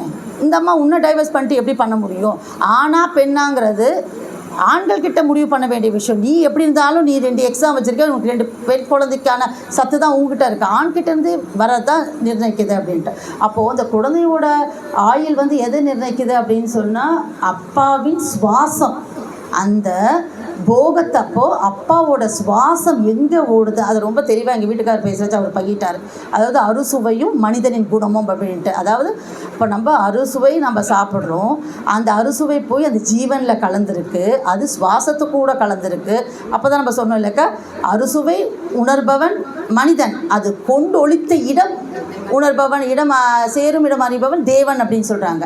அப்போது அது நம்ம சுவாசத்தில் கலந்து அதுதான் வந்து இப்போ நம்ம மூச்சுன்றதுனால இதில் கான்சன்ட்ரேட் பண்ணலாம். அப்போ அந்த மூச்சு வந்து எப்படின்னு சொன்னால் 5 நாழிகைக்கு, ஒரு நாழிகைங்கிறது 60 நாழிகை 24 மணி நேரம், 60 நாழிகைன்றது 24 மணி நேரம். அப்போது வந்து என்னென்னா 5 நாழிகைக்கு ஒரு தடவை ஒரு கலை மாறுமாமா, சூரிய கலை சந்திரக்கலை அந்த மாதிரி கலை மாறுது. அப்போது முதல் கலை மாறுறப்போ ஒரு குழந்தை ஜனிக்குதுன்னா அந்த குழந்தைக்கு 100 வயசாமா ஃபுல்லு. அப்புறம் 5 இருக்குல்ல, ஒவ்வொரு கலைக்கும் 20 வயசாக குறைஞ்சிருக்கு. ஒரு குழந்தை 4வது கலை மாறச்ச பிறந்தா அதுக்கு 20 வயசு தான். அப்போ நம்ம சொல்கிறோம்ல, என்னடா அல்பாயுசில் போயிட்டானே இவன், இந்த குழந்தை இப்போ 40 வயசில் போயிட்டான்ப்பா. இப்போ எங்கள் மாமனாரோட அம்மாலாம் 98 வயசு வரைக்கும் இருந்தாங்க. அவங்க பரம்பரையே அப்படி தான். இப்போ எங்கள் மாமனாருக்குலாம் 87 வயசு ஆயிடுச்சு. ஆமாம் ஆமாம் ஆமாம் 5 கலையில் இருக்கு. இப்போ 5 கலையில் 20 குறைச்சிட்டு வராங்க. கலை முதல் கலை வந்ததும் பிறந்தா அந்த குழந்தைக்கு 100 வயசு, அப்புறம் 80. ஆமாம் ஆமாம். ஆனால் இது நமக்கும் தெரியாது. ஏன்னா தெய்வம் நம்ம நரனாக தானே இருக்கோம். அந்த போகம் வந்து நம்ம நினைவு வந்து இது காமத்தினால தானே வருது நம்மளுக்கு. அப்போது அதை வந்து நம்ம தெய்வ நினைவாக இருக்கணும். எப்போவுமே தெய்வ நினைவாக இருந்து எப்போவுமே வந்து இன்ப சுவை இருக்கும். என்ன சுவை இருக்குன்னா இனிப்பு சுவை இருக்கும். அது அவங்க பங்கிக்கிறச்ச சொன்னாங்க. இனிப்பு சுவை ஓடுறச்ச ஒரு அந்த சுவாசம் ஒரு குழந்தை பிறந்ததுன்னு சொன்னால் அது வந்து என்னவாக இருக்குன்னா ஒரு நல்ல மனிதனாக இருக்கும். இப்போ இங்கே உட்காந்துருக்க நாம் எல்லாம் நல்ல ஜீவன்கள், நல்ல மனிதர்கள். நம்ம அப்பாவுக்கு இனிப்பு சுவை ஓடுறச்ச பிறந்திருக்கோம். ஏன்னா அதனால தான் ஒரு தெய்வத்தை நாடி, உண்மையான குருவை நாடி அவங்களோட சொல்படி நடக்க இங்கே சபையில் கூடியிருக்கோம் அப்படின்னு சொன்னால், இல்லைன்னா நம்மளுக்கு அந்த நினைவே வந்திருக்காது நம்மளுக்கு சேரணுன்றது. உண்மையாகவே நம்ம எல்லாம் நல்ல ஜீவன்கள். நம்ம தெய்வத்தை பற்றி பேசுகிறச்ச அந்த இன்பம் வருது. நான் முதல்ல சொன்னதான், சம்மணம் போட்டு உட்காந்து பேசுகிற அளவுக்கு தெய்வம் நம்மளை வச்சுருக்காங்க. அதுக்கு நம்ம சந்தோஷப்படணும். இப்போ இந்த மூச்சு வந்து நம்ம சொல்லிட்டோம். அப்போ இந்த ஆயுள், இன்னொரு இதில் விஷயம் என்னென்னா, இந்த ஒரு விஷயம் பேசினா கூட போதும் எனக்கு சபையில். அதாவது நம்ம என்ன நினைப்போம், இவருக்கு வந்து ஜாதகத்தை பார்த்தோம்ப்பா, அவரோட ஜாதகத்தில் வந்துட்டு 78 வயசு வரைக்கும் சொல்லியிருப்பாங்கப்பா, அவருக்கு 100 வயசு வரைக்கும் இருப்பாரப்பா, இவர் 56 வயசு வரைக்கும் ஆயிலாப்பா அப்படின்னு சொல்லுவாங்க, பேசுவாங்க ஆயிலாம். இவன் என்ன நினைக்கிறான், ஒரு வருஷத்துக்கு 365 நாள். அப்போ ஒரு வருஷம் என்பது 365 நாள். அப்போ 70 வருஷம் இருப்பாருன்னா 70 × 365 இவ்வளோ நாள் இருப்பாங்க. அது அல்ல, தெய்வம் போட்டு உடச்சிட்றாங்க. அப்படி நினச்சிக்காதடா, ஒரு வருஷம் 365 நாள்னால் நீ 50 வருஷம் இருப்பேன்னா 365 × 50ன்னு போட்டு நீ நினச்சிக்காத. உனக்கு சுவாசம் அங்கேருந்து நீ அமானித கடன் வாங்கிட்டு வந்துட்டு இது வந்து உனக்கு சுவாசம் கொடுத்துட்டாங்க, இவ்வளோ சுவாசம் கொடுத்து அனுப்பிடுறாங்க. உன் அப்பா மூச்சிலேருந்து நீ வரச்சு இவ்வளோ சுவாசம் உன் கையில் இழந்து கொடுக்குறாங்க. இப்போ அக்காவுக்கு வந்து நான் வந்து ஒரு 50 மாம்பழம் கொடுத்து அனுப்புகிறேன்னா அடுத்த ஞாயிற்றுக்கிழமையே அவங்க காலி பண்ணிடலாம். இல்லைன்னா அடுத்த மாதம் வரைக்கும் நான் வந்து ஃப்ரிட்ஜில் வச்சேங்க்கா, அது பழுக்காமல் இருக்கிறதுக்கு என்னென்ன பண்ணுமோ அதெல்லாம் பாதுகாத்து வச்சு நான் பண்ணினோன்னு அவங்க உபயோகிச்சுக்கலாம். அது மாதிரி அந்த சுவாசம் இருக்கு இல்லையா, அவன் வச்சிருக்க சுவாசத்துக்கு அந்த சுவாசத்தை அவன் எப்படி பயன்படுத்துகிறானோ அப்படி ஒரு வருஷத்துக்கான சுவாசம் இவ்வளோன்னு அங்கே கணக்கு வச்சுருக்காங்க. அந்த சுவாசம் முடிஞ்சாதான் அவங்களுக்கு ஒரு வருஷம் ஆகுதுங்கிறாங்க. அதாவது 365 நாள் ஆனால் ஒரு வருஷம் ஆகலை. அவனுக்கு கொடுக்கப்பட்ட சுவாசம் அந்த ஒரு வருஷத்துக்கான சுவாசம் இவ்வளோன்னு கொடுத்துருக்காங்க. 5 கிலோ அரிசி உங்களுக்கு கொடுக்குறேன், இந்த வாரம்லாம் நீங்கள் யூஸ் பண்ணணும், நீங்கள் ஒரே நாள் கூட வெடிச்சிட்டு நீங்கள் பண்ணிடலாம். இல்லை நீங்கள் அந்த 5 வந்து 7 நாளுக்கும் வச்சுக்கலாம். அது மாதிரி அவங்க ஒரு வருஷத்துக்கு இவ்வளோ சுவாசம் உங்ககிட்ட கொடுத்துக்கிறாங்க தெய்வம். நீ அதை வந்து அந்த சுவாச கணக்கு முடிஞ்சாதான் ஒரு வருஷம் முடிக்குது. அப்போ 70 வருஷம் ஆயிலாம் அப்படி தான் வச்சு. ஆனால் இந்த லௌகிகத்தில் என்ன பேசிக்கிறோம், நம்ம 365 நாள் முடிஞ்சால் ஒரு வருஷம் முடிஞ்சிச்சின்றோம். அது அப்படி அல்ல அப்படின்றது இது படித்து எனக்கு தெளிவு வந்தது. இதில் நீங்கள் மாட்டுக்கருத்து இருந்தால் சொன்னேன், என்னோட புரிதல் இதாக இருந்துச்சு. இது எனக்கு தான் 365 நாள் என்பது அல்ல, உனக்கு அந்த ஒரு வருஷத்துக்கான இது சுவாசத்தை கொடுத்துருக்காங்க, அது முடிஞ்சால் தான் அந்த ஒரு வருஷம் முடியுது, அதுக்கேற்ற மாதிரி தான் அந்த கணக்குன்றாங்க. ஸோ இப்போ நம்ம என்ன தெரிஞ்சிட்டோம் அப்படின்னு சொன்னால், நம்ம அப்பாவின் சுவாசத்தில் தான் வந்து அந்த குழந்தையோட வயது நிர்ணயிக்கப்படுகிறது. 5 கலை இருக்குது. எந்தெந்த கலையில் எப்பப்போ குழந்தை பிறந்தோ அது எப்படி வயசு அதுக்கு நிர்ணயிக்கப்படுகிறது அப்படின்னு சொல்கிறாங்க. அப்புறம் அழியா ஏன் பிறக்குதுன்னு காரணம் தெய்வ வாக்கியத்தில் சொல்கிறாங்க. அப்புறம் வந்து இந்த கலை மாறும்ல, சூரிய கலை சந்திர கலை 5 நாளைக்கு ஒரு தடவை மாறுது இல்லையா, மாற சொல்ல பிறந்துனா அந்த குழந்தை உடனே செத்து போயிடுமா, பிறந்த உடனே செத்து போயிடுமாம்மா அந்த கலை மாறுற சொல்ல.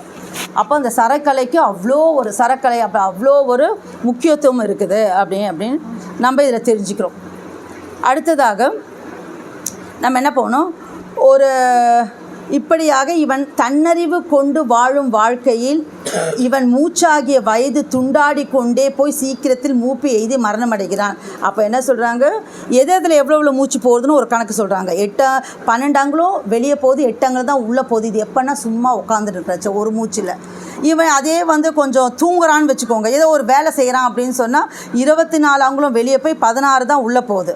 தூங்குறச்ச என்ன ஆகுது, அதுதான் ஏன் தெய்வம் தூக்கத்தை குறை சொல்கிறாங்கன்னா, 48 அங்குலம் வெளியே போகுது, 24 அங்குலம் தான் உள்ளே போகுது. அப்போ தூங்கினா ஒரு மூச்சுக்கு தூங்கினா ஒரு மூச்சுக்கு 24 அங்குலம் வீணாகுதான்.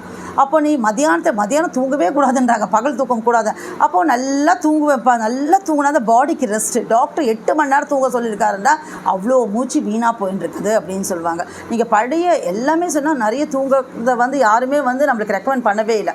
அப்போ தூக்கத்தில் தான் ஒரு மூச்சில் வந்து 24 அங்குலம் வீணாக போகுது அப்படிங்கிறாங்க. அடுத்தது போகத்தில் சொல்லுவாங்க, அது 64 அங்குலம் வீணாக போகுது. இருக்கிறதுலே அதுதான் உயிர் நம்ம உடம்புல ஒட்டி இருக்கிற அளவே 64 அங்குலம் தான். நம்ம அந்த போகம் அப்படின்னு அனுபவிக்கிற நேரத்தில் 64 அங்குலம் வெளியே போயிடுதான். தெய்வ தயவால் ஏதோ ஒரு உஷ்ணம் வந்து நம்மளை இழுத்து பிடிச்சி நம்மளுக்கு அதை திரும்ப கொடுக்குது. அதனால தான் வடலூர் வள்ளல் பிராணம் அந்த போகத்துக்கு வந்து ஒரு நியதிலாம் வச்சுருக்காங்க. மாதத்துக்கு 2 தரம் கணவன் மனைவி கூடலாம் அப்படின்னு சொல்லிட்டு அந்த நியதி அதெல்லாம் நெறிமுறைகளை எல்லாம் வகுத்து வச்சுருக்கிறாங்க. எல்லாமே சொல்லி வச்சுருக்காங்க, எப்படி சாப்பிடணும், எப்படி தூங்கணும் எல்லாம். ஆனால் அதை நம்ம சொல்படி கேட்டு நடக்கணும், அதுதான் முக்கியம். அடுத்தது அதுதான் இப்போ நம்ம என்ன செய்திருக்கோம், அண்ணா கூட சொல்லுவாங்க, அருள் வாக்குகளை செவிப்புலன் வழியாக கேட்க கேட்க மூச்சு தானே அடங்குகிறது. இப்போ நம்மளுக்கெல்லாம் மூச்சு ஓடுதான், நீங்கள் டெஸ்ட் பண்ணி கூட பார்த்துக்கலாம். எப்படி டெஸ்ட் பண்ணுறது அம்மான்னு சொன்னால், ஃபேனெல்லாம் ஆஃப் பண்ணிவிடுங்க. ஒரே ஒரு பட்டுப்புடையிலேருந்து ஒரு நூல் எடுத்துக்கோங்க, எடுத்து உங்கள் மூக்குக்கு முன்னாடி வைங்க. அது எவ்வளோ தூரம் போதோ அவ்வளோதான் உங்கள் மூச்சு ஓடுது அப்படின்ட்டு. நம்ம இங்கே கான்சன்ட்ரேட் பண்ணுறோமோ, சில பேருக்கு அப்படியே நிற்கும், சில பேருக்கு இத்தனை தான் போகும், சில பேருக்கு இப்படி தான். அதுதான் டெஸ்ட் பண்ணுறது தெய்வம் சொல்லி கொடுத்த வழி இதுதான். நீ வச்சு பாரு, உனக்கு நீ வந்து அவர்களுடைய திருவாக்குகளை கேட்டாலும் சரி, படித்தாலும் சரி, பாடுறதை கேட்டால் கூட இப்போ தான் நமக்கு டேப் எல்லாம் வசதி வந்துச்சு, அதை எப்போ கேட்டாலும் படித்தாலும் எது பண்ணாலுமே உனக்கு மூச்சு ஓடாது அப்படின்னு சொல்கிறாங்க. அருள் வாக்குகளை செவிப்புலன் வழியாக, நமக்கு அருள் வாக்கு எது, தெய்வ திருவாக்கு தான் அருள் வாக்கு. வழிகளை கேட்க கேட்க மூச்சு தானே அடங்குகிறது. நாசிக்கு வெளியே மூச்சு ஓடாதவமுடைய ஒரு தெய்வ ரூபகரின் முன்னிலையில் அமர்ந்து செவிக்கு உணவாம் யோக பலனாகிய அருளமுதை அருந்த மூச்சு இவன் அறியாமலே அடங்குவதால் ஆயுள் அதிகமாகிறது. அவர்களின் நூலை படித்தாலும் படிக்க கேட்டாலும் பாடினாலும் மூச்சு அடங்கும். இதெல்லாம் கொஞ்ச நேரத்துக்கு முன்னாடி இவங்க 2 பேரும் பண்ணாங்க முத்திப்பெருவுரையில். இவங்க வந்து பேசினார், அண்ணா பாடினாங்க எல்லாம். அப்போ அவங்களுக்கு மூச்சு அடங்கிடுச்சு. அதே டைமில் நம்ம கேட்டதுனால நம்ம மூச்சு அடங்கிடுச்சு.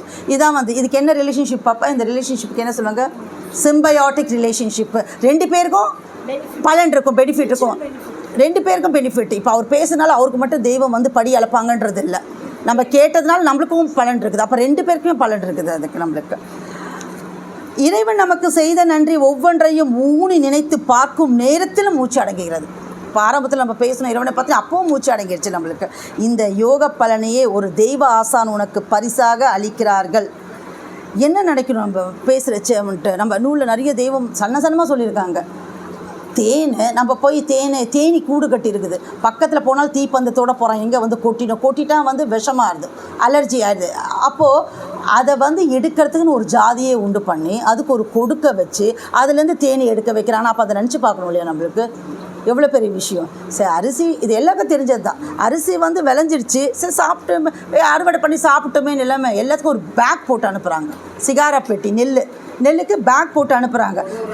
ஒரு என்ன கருணை அது, ஏன் பண்ணணும்? அவருக்கு அரிசிக்கு வேணும், இவன் சாப்பிட்றதுக்கு அப்படியே அரிசி விளைய வச்சுருக்கலாமே, நம்ம வெடித்து சாப்பிட்டு போயிருக்கலாமே. ஏன் கொஞ்ச நாள் வச்சு பயன்படுத்துகிறோம், இவன் மகிழக்கூடாது அப்படின்றது எத்தனை ஒரு கருணை அது தனிப்பை. இதை பற்றி நம்ம பேசாமல் எப்படி இருக்க முடியும்? டயாலிசிஸ் மிஷின் நம்ம ஏற்கனவே பேசினது தான். ஸோ இது மாதிரி அவங்கள பற்றி அந்த பட்ட பாடை பற்றி பேசினாலும் அது தவம் மூச்சு தானே அடங்கும் அப்படிங்கிறாங்க. ஆசின் மாமரை ஆதி பூராதன மாசில்லா தனிகையர் மனுமகன் ஓசை கொண்ட நடனத்தாலே மனு. எதனால?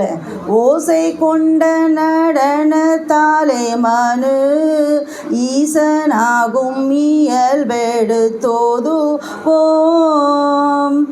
ஆதிமான்மியம் பக்கம் 332 என்றபடி குரு கொண்டல் அவர்களிடம் செவியுணவு பருக பருக இவன் மூச்சு அடங்கி ஜீவன் வலுவடைகிறது, அவர்களிடம் அன்பு பெருகுகிறது. அந்த அன்பினால் இவன் சிவன் ஆக்கப் பெறுகிறான். பிறகு சிவம் குருவாகி குரு பரனாக ஆகும் அளவுக்கு வளர்ப்பது அந்த செவியுணவு தான்.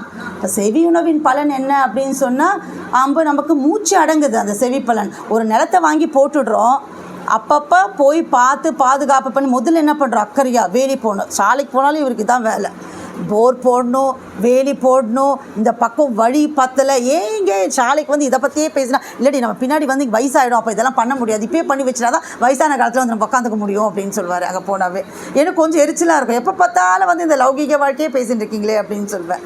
அப்போது ஆசானிடம் மறுபிறப்பு பிறந்த பின் அடிக்கடிக்கு செவி உணவு அருந்தவில்லை எனில் ஜீவதேகம் வளராது. அதுதான் நிலம் வாங்கி போடுறீங்க, போய் பார்க்கணும்ல, ஒரு வேலி போட்டு வைக்கணும். இல்லைன்னா என்ன அடுத்தவன் வந்து குடிசை போட்டு வச்சுருவான் இல்லையா, அது நம்ம அதை பார்க்கணும். இல்லைன்னா அந்த ஜீவதேகம் வளராது. அது சிக்கு பிடித்து விடுவதால் தேவநிலையிலிருந்து நழுகி நரன் எல்லைக்கு போய் விடுகிறான்.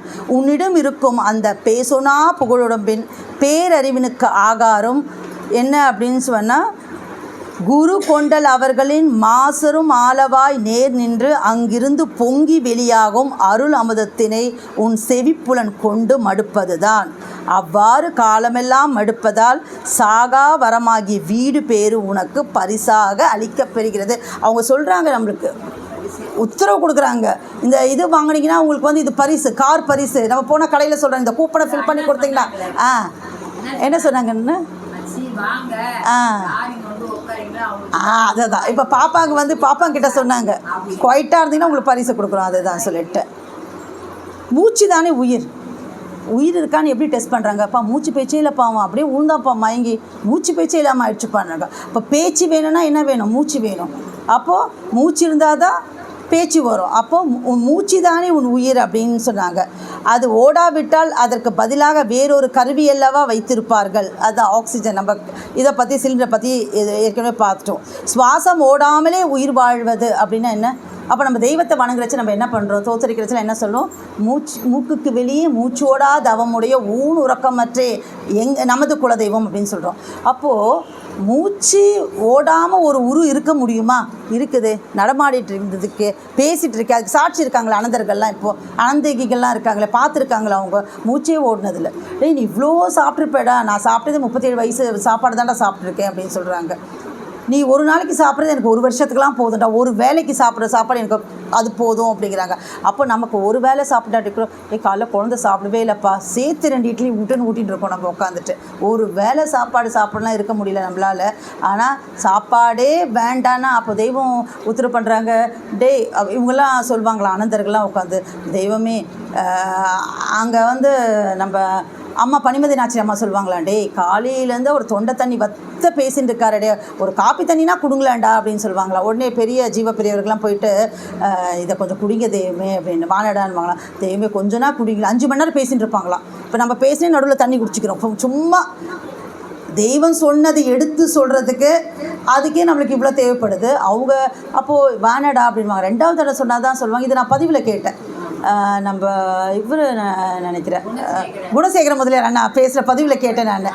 ஏன்னா அவங்க வந்து அதெல்லாம் இப்போ நம்ம சொல்ல தெய்வம் சொல்லுவாங்களாம், தெய்வம் பண்ணுவாங்களாம், தெய்வம் இதெல்லாம் வந்து ஏற்காடு போனால் சில்லுன்னு இருக்குமா. யூஎஸ்லேயே வந்து ட்ரம்ப் டவர் இருக்குமான்னு தான் நான் சொல்ல முடியும். ட்ரம்ப் டவர் இருக்குதாமான்ட்டு. ஆனால் லாஸ்ட் டைம் ஒரு டாக்டர் போயிட்டு வந்துட்டாங்க யூஎஸ்க்கு. அவங்க சொன்னாங்க, மேடம் நான் ட்ரம்ப் டவர் போய் பார்த்தேன். இப்போ அது மாதிரி இப்போது அண்ணா அவங்களாம் இப்போ வந்து அவங்க கூடயே இருந்திருக்காங்க, தெய்வத்தை கூட அதை விட்னஸ் பண்ணியிருக்காங்க. அப்போ அவங்க பேசுகிறது நம்மளுக்கு வித்தியாசம் இருக்கா. அவங்க பண்ணது இப்படி சொன்னாங்கன்னு அவங்க அத்தாரிட்டேட்டிவாக சொல்ல முடியும். அப்போ நாங்கள் சொன்னோம் இப்படி சொன்னாங்களாம் அப்படி தான் நம்ம சொல்ல முடியும். சில்லுன்னு இருக்குமா அப்படி தான் சொல்ல முடியும் நம்ம. ஏன்னா அதை வந்து நம்ம அங்கே அனுபவிக்கல, நேரில் பார்க்கல அப்படின்ட்டு. அப்போ தான் சொல்லுவாங்களாம், உள்ளே போக மாட்டேங்குதுடா அப்படின்னு சொல்லுவாங்களாம். நான் என்ன உள்ளே போக மாட்டேங்குது அப்படின்னு சொல்லுவாங்களாம். அது மாதிரி எவ்வளோலாம் ஒரு தவம் அவங்க பண்ணியிருக்காங்க. மூக்குக்கு வெளியே மூச்சு ஓடா தவம் உடையவர் அவர் அப்படி. அப்போது இன்னொன்று சொல்கிறாங்க, இவர் வந்து இப்படி இந்த மூக்குக்கு வெளியே மூச்சு ஓடா தவம் இருக்கிறவங்க நீங்கள் எங்கெல்லாம் பார்க்குறீங்க, நீங்கள் இதெல்லாம் பற்றி பேசி நீங்கள் வந்து பிரமிக்கணும் இல்லையா அப்படின்றாங்க. ஆனால் நீங்கள் பிரமிக்கிறீங்களோ இல்லை, காக்க புசுடர் பிரான் எப்போ அவர் அப்போவே பார்த்து இப்படிலாம் ஒருத்தர் பதியவர்கள் வருவாங்க, அவங்க வந்து இது மாதிரிலாம் இருப்பாங்க, நாசிக்கு வெளியே மூச்சு போடாது அப்படின்னு சொல்லிட்டு இந்த காட்சியை புசுடர் பிரானவர்கள் எப்படித்தான் கண்டிருப்பார்கள். பதியவர்களும் இந்த செயல் எளிதாக இருக்கும் என்று திட்டமாக அந்த காலத்திலேயே தீர்க்க தரிசனமாக எழுதி வைத்திருக்கிறார்கள். அப்போ அவங்க வந்து அந்த ஞான திருஷ்டியில் உட்காந்து இதெல்லாம் வந்து பார்த்து எழுதி வச்சுருக்காங்க, இது மாதிரி வருவாங்க அப்படின்னு சொல்லிட்டு. அப்போது தெய்வம் வந்து என்ன நம்ம சொல்கிறோம், மூக்குக்கு வெளியே மூச்சு ஓடா தவமுடையவர் அப்படின்னு சொல்கிறோம். மூக்கு ஓடலை அப்படின்னு சொன்னால் அதை வந்து ஜஸ்டிஃபை பண்ணுறாங்க. 29/10/73 பகல் 2 மணிக்கு உத்தரவான வாக்கியம் அருளோதம் 404 அருளமதத்தில் உத்தரவு பண்ணுறாங்க. சுவாசம் ஓடவில்லை அப்படின்னு தான் நான் நினச்சிட்டு இருந்தேன், ஆனால் எனக்கும் சுவாசம் ஓடுதுடா அப்படின்றாங்க. சுவாசம் ஓடுதுடா, மூக்குக்கு வெளியே மூச்சு ஓடா தவ முடியும் நாங்களாம் சொல்லி சுவாசம் ஓடுதுன்னு சொல்கிறாங்க தெய்வம்னா. அப்போ சொல்கிறாங்க, ஆமாடா, அதாவது 160 நாழிகை பிடிக்குதான். எப்படின்னு சொன்னால் அந்த மூல இடத்திலிருந்து புறப்பட்டு அந்த மூல இடத்திலிருந்து புறப்பட்டு நாசிக்கு வரும் வரைக்கும் அந்த 160 நாழிகை பாய்கிறது. நம்ம என்ன பார்த்தோம், 60 நாழிகை 24 மணி நேரம் பார்த்தோம். அப்போ 120னா அப்போ இது மாதிரி பார்த்தா ஒரு 2.5 நாள் ஆகுதுன்னு வச்சுக்கோங்க. 2.5 நாள் ஒரே ஒரு நம்மளுக்கு ஒரு நாளைக்கு 21,600 மூச்சு. தெய்வத்துக்கு ஒரு மூச்சுக்கு 2.5 நாள் ஆனால் ஒரு மூச்சு, அதுவும் வெளியே வராதான், உள்ளுக்குள்ளே இது வரைக்கும் வந்துட்டு திரும்ப போயிடுவாமா. அப்போது அது எப்படின்னா அந்த தடத்தை வச்சு நான் கண்டுபிடிச்சேன். சில பேர் நடந்தால் அந்த தடம் இருக்குல்ல, அது மாதிரி அந்த மூச்சு போயிட்டு அந்த தடத்தை வச்சு கண்டுபிடிச்சேன். அப்படி இப்படி ஓடுறதுக்கு குழந்தைங்களாம் சாப்பிட்டா நம்ம சொல்லுவோம், நீ இந்த சாப்பாடு சாப்பிடாமே இருக்கலாமா, என்னது அரை இட்லி போய் சாப்பிட்ருக்கீங்க. அது மாதிரி தான் இந்த மூச்சு ஓடுதுன்னு சொல்கிறது, இது ஓடலைன்னே சொல்லிடலாம் அப்படிங்கிறாங்க. இது வந்து நம்ம தெய்வமே அவங்க உத்தரவு பண்ணியிருக்காங்க. இது ஒரு விஷயம். அடுத்ததாவது நமக்கெல்லாம் வந்து நிறைய சொத்து வச்சுருப்போம். இப்போ காவியாவுக்கு என்ன சொத்து, காவியாவை கேட்ட வரைக்கும் என்ன சொத்து இருக்குது, பைக் இருக்குது, நீ சொந்தமாக வாங்கியிருக்க, நகைலாம் வச்சுருக்க அப்படிலாம் சொல்லியிருப்பாங்க. ஆனால் நிஜமான சொத்து நமக்கு எது சொன்னால் மூச்சு தானே அப்படிங்கிறாங்க தெய்வம். உன்னுடைய நிஜமான சொத்து உன் மூச்சு தான், அது வீணாக போகிறதே என்று நீ கவலைப்படுகிறதில்லை. மூச்சு உள்ளே இழுக்கும்போது பணக்காரனாக இருக்கிறாய், வெளியே போகும்போது ஏழையாக இருக்கிறாய். அப்போ மூச்சு உள்ளே போனால் பணக்காரன், வெளியே போச்சுன்னா ஏழையாகிடுற. தூங்குறச்சு எவ்வளோ 24 அவங்கள மூச்சு வேலையாக போயிடும். அப்போ தூங்கினா நீ ஏழையாகிட்டே இருக்க அப்படின்னு ஞாபகம். ஐயோ தூங்கினா நான் ஏழையாகிடுவேன் அப்படின்னு ஒரு அலர்ட் நம்மளே வச்சுக்கணும். எதான ஒரு செட் பண்ணி வச்சுக்கணும். தூக்கத்தை மறக்கிறதுக்கு, தூக்கத்தை குறைக்கிறதுக்கு. மறக்க முடியாது ஆனால் குறைக்கலாம். இப்படி இருக்கும் உனக்கு இந்த உலகத்தையே சம்பாதித்தாலும் போதவில்லை. அப்படியானால் என்றும் பணக்காரர்களாய் இருப்பவர்களுக்கு எவ்வளவு சொத்து வேணும் யோசித்துப்பார். என்றும் குறையா பணக்காரண்டி அவர் 7 கடல் குடித்து ஏப்பம் விட்டார். அப்போது இந்த அகிலத்தை படைச்சதே அவங்க தான், இங்கே இருக்கிறது எல்லாமே அவங்க சொத்து தான், எல்லாம் அவர் தானே இருக்கிறதே பெரிய பணக்காரர். அப்போது சொத்துரிமை கண்ட வித்தகர் அப்படின்றாங்க. அப்போது எத்திய எத்தாலே எத்தாதெல்லாம் எத்திக்கொள் என்று இடுத்தெறிந்தார். ஒரே எத்தில் நரன் நித்திய சொர்க்க பதவி அடைவதென்றால் அதன் வலிமை என்ன? அது யாரால் செய்ய முடியும்? சும்மா இருக்கவங்கள செய்ய முடியுமா?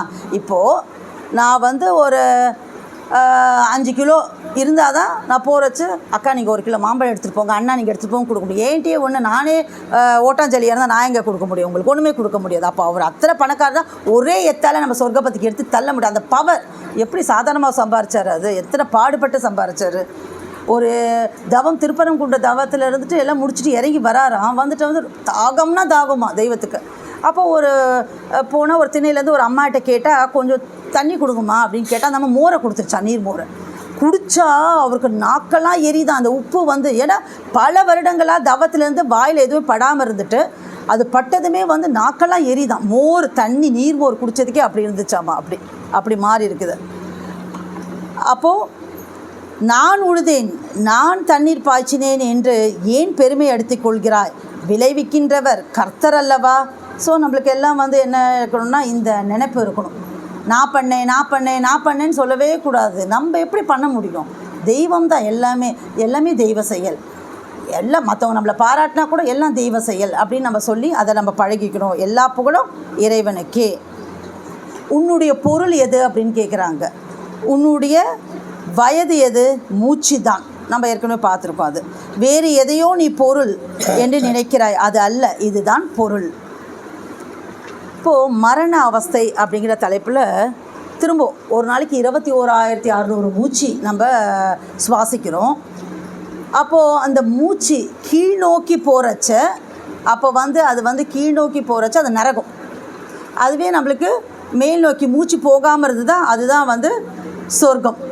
அப்போது அந்த பாழடிப்பு இவன் தன் அறிவாகிய ஜீவனில் சாய்ந்து இப்போ இந்த மூச்சு போய் என்னாச்சு, அதுதான் இந்த சாகரச்செல்லாம் வந்து இந்த கருக்கறிவால் அரிக்குதுன்னு சொல்லுவாங்க. சூட்டு வச்சு கர்ன்னு இழுக்கும். நிறைய பேர் பார்த்துருப்போம். நம்மளுக்கு தூக்கி போடுவோம். இவன் என்ன பண்ணுவான், பிளான் பண்ணி ஊரில் இருக்க பேரனை கொண்டு வந்து ஒரு ஸ்பூன் அப்பா பேரை சொல்லி பாலை ஊற்றுன்னுவான். பாலை ஊற்றுனா என்ன ஆகும், அது உணவு குழாயில் போகிறதுக்கு பதில் லாரிங்ஸில் போயிடும், வாய்ஸ் பாக்ஸில் லாரிங்ஸில் போய் செத்து போயிடுவான் உடனே. பிளான் பண்ணி தான் இது வந்து ஆக்சுவலாக வந்து பிளான்டு மர்டர் தான் இது அவங்க பண்ணுறது. பேரை சொல்லி ஊற்றுங்க அப்படின்னு அவங்களுக்கு தெரியும், அப்படி ஊற்றுனா செத்து போயிடுவாங்கன்னு சொல்லிட்டு இவன் வைத்தியம் பார்க்காம இது மாதிரி போடுறது. கருக்க இழுத்துன்னு இருக்கும். அப்போ போய் பாலை ஊற்றி கொண்டு நிறைய நடக்கும் இல்லைம்மா, ஊரில் நடக்கும். அதுதான். ஆனால் ஆசான் திருவடியை அடைந்தவர்களின் உயிர் எப்படி போகுது? இவன் வந்து மைன்யூட்டாக கூரிய ஊசி முனை போன்ற மேல் நோக்கி செல்லும். கீழே போச்சுன்னா அது வந்து சைத்தான், மேலே போனால் சுல்தான், அவ்வளோதான். மேலே சுஷும்னா நாடியின் வழியாக பரமபதத்துக்கு அழைத்து செல்லப்படுகிறது. நாம் போக முடியாது. இங்கே ஒரு கிளாரிட்டி. நான் தெய்வத்தை சொல்லிட்டேன், நான் மூலமந்திரம் சொல்லிட்டேன், நான் வணக்கம் தவறாமல் பண்ணுறேன், நான் பரமபத வாழ்வுக்கு போயிடுவேன்னா அங்கே தவறும் தளம். அது தெய்வம் என்ன அழைச்சிட்டு போவாங்க, தெய்வம் என்ன கூட்டிட்டு போவாங்க, அப்படி தான் சொல்லணும், அப்படி தான் சொல்லி பழகணும். நாம் நாதர் அருகில் இருக்க மயங்காதிருமணமே, அதுதான். அப்போது மயங்கிடக்கூடாது, நம்ம நினைக்கவே கூடாது அப்படின்னு சொல்லிட்டு. அப்போது ஏற்கனவே நம்ம பார்த்தோம் இந்த உணவுலாம். இவனை படைக்கும் போதே இவ்வளவு மூச்சுத்தான் இவன் ஆயில் என்று நிர்ணயித்து விடுகிறான். இப்படிப்பட்ட அத்தியாவசியமான அரிய பொருளாகிய மூச்சு இவன் ஒவ்வொரு நாளும் பாழுக்கே செலவு செய்கிறான். இப்படி அதை பாழ் போகாமல் அடக்கி வைப்பதுவே யோகன்னு ஏதோ சொல்கிறாங்க. காட்டில் போகணும், கண்ணை முடிச்சுட்டு வரணுன்ட்டு. உன் மூச்சை நீ கவனி. அதுக்கு தான் நமக்கு என்ன பண்ணிடுறாங்க, தெய்வம்னா பாரா வணக்கம் எடுத்து வச்சுறாங்க. தூக்கம் தான் நிறைய வீணாக போகுது, அதை குறைக்கிறது வழி சொல்லி கொடுத்துறாங்க. ஆனால் நம்ம எங்கே அப்படியே அதுதான், ஒரு நாள் நல்லாக்கும் ஒரு நாள் கட்டம் சாஞ்சிடுதுன்ட்டு, 2 நாள் அந்த வீராப்பாக இருக்கும் கூட அந்த கட்டம் சாஞ்சிடுச்சு அப்படின்னு சொல்கிறாங்க. கட்டத்தை போன வாரெல்லாம் தூக்கலப்பா அப்படின்ட்டு. அப்புறம் வந்து இந்த லௌகிக வாழ்க்கை கொண்டு வந்துடுது, எப்படியோ கொண்டு வந்துடுது அப்படின்னுட்டு. மாதத்துக்கு ஒரு நாள் சபை, அதுக்கு என்ன ப்ரிப்பரேஷன், இது இந்த வாரம் இன்ஸ்பெக்ஷன், அந்த வாரம் அந்த ஒர்க்கு, இல்லைப்பா சபை, இதுக்கெல்லாம் மீறி தான் இதில் வந்து நம்மளை நுழைச்சிக்க வேண்டி இருக்குது. அப்படியானா நம்ம நுழைச்சிக்கணும். அப்படி நுழைஞ்சாதான் அந்த யமன்ற கடுவாயங்கிட்ட இருந்து பிழைச்சி அந்த சொர்க்கபதி வாசலில் நம்ம நுழைய முடியும். இப்போ நுழைச்சிக்காட்டி எப்போவுமே நுழைக்க முடியாது நம்மளுக்கு. அடுத்ததாக வந்து என்ன சொன்னால் வாத கற்பம்ன்றாங்க.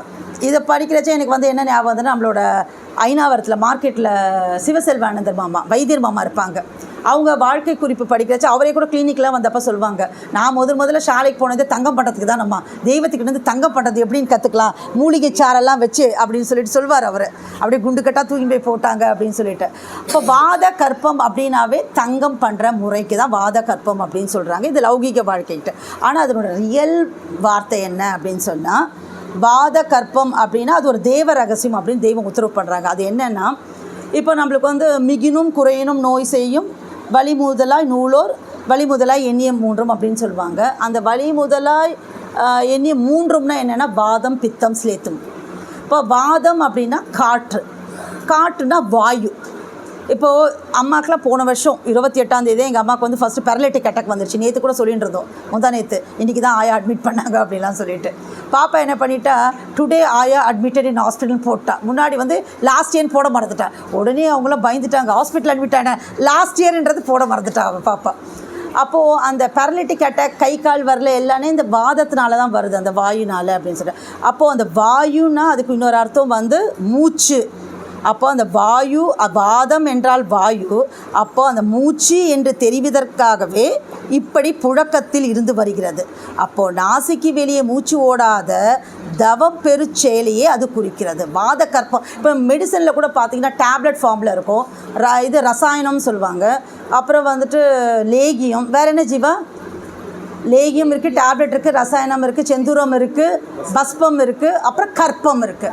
அப்போது கற்பம்னா இதெல்லாம் இருக்கிறத விட ஒரு நல்ல ஒரு ஃபைனஸ்ட்டு விஷயம்னு நினைக்கிறேன். அந்த கற்பமாக பண்ணிட்டோம்னா அது எப்போவுமே கெடவும் கெடாது, அது வீரியம் அதிகமாக இருக்கும். அதுதான் வாத கற்பம் அப்படின்ட்டு.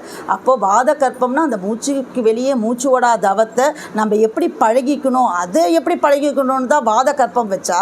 இவன் போய் தங்கம் பண்ணுறது எப்படி கற்றுக்கணும் அப்படின்னு சொல்லிட்டான். எப்படி அந்த அர்த்தங்கள் அனர்த்தங்களாக மாறிடுச்சு பாருங்க அங்கே அப்படின்னு சொல்லிட்டு. அவிநாசி அப்பர், இங்கேயும் மூச்சை பற்றி தெய்வம் நம்மளுக்கு வெளியிடுறாங்க. அவிநாசி அப்பர், அப்படி யார் அது? அவிநாசி அப்பர்னா, ஒரு சில நிமிஷம் மூச்சை அடக்கினாலே பெரிய கல்லை தூக்க முடியும். இதெல்லாம் நம்ம ஒரு சினிமா படத்தில் பார்த்துருப்போம்ல, கல்லை தூக்கணும், தம் கட்டி தூக்கணும்னா ஒரு சின்ன கல்லை இப்படி தூக்கலாம், பெரிய கல்லை தூக்கணும்னா இப்படி வச்சு அப்படியே தம் கட்டினா தூக்கலாம். அப்போது ஒரு பெரிய கல்லை தூக்கினா தம் கட்டினா தூக்கலாம்னு நம்மளுக்கு தெரியுது. அப்போது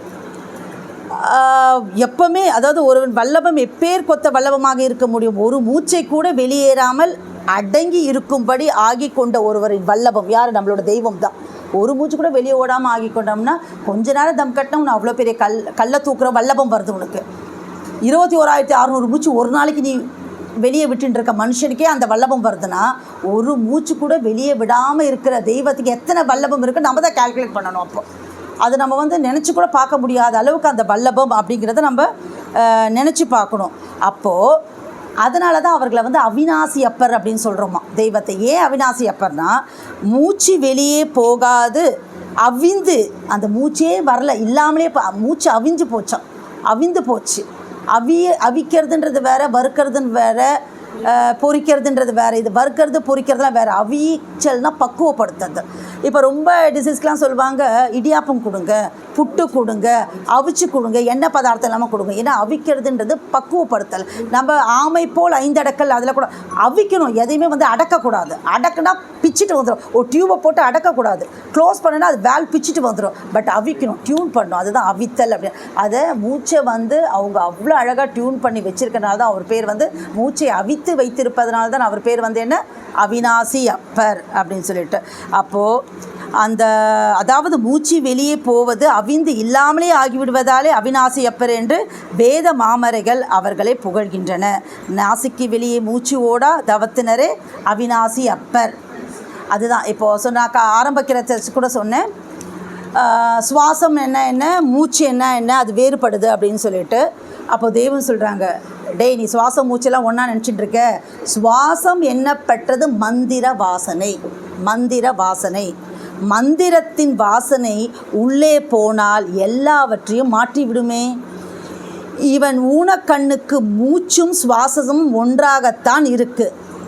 வல்லபையின் வசம் படிந்த வாசத்தாலே, வல்லபையின் வசம் படிந்த வாசத்தாலே அப்படின்னு சொல்கிறாங்க. அப்போ நமக்கு இங்கே தான் வந்து எனக்கு இவ்வளோ நேரம் நான் மூச்சு பிடிச்சிருப்பேன், அப்போ மூச்சு சுவாசம் வேறு, அப்போ அது சுவாசமாகப்பட்டது உள்ளே போனால் அது மந்திர வாசனை அது அப்படிங்கிறாங்க அப்படின்ட்டு.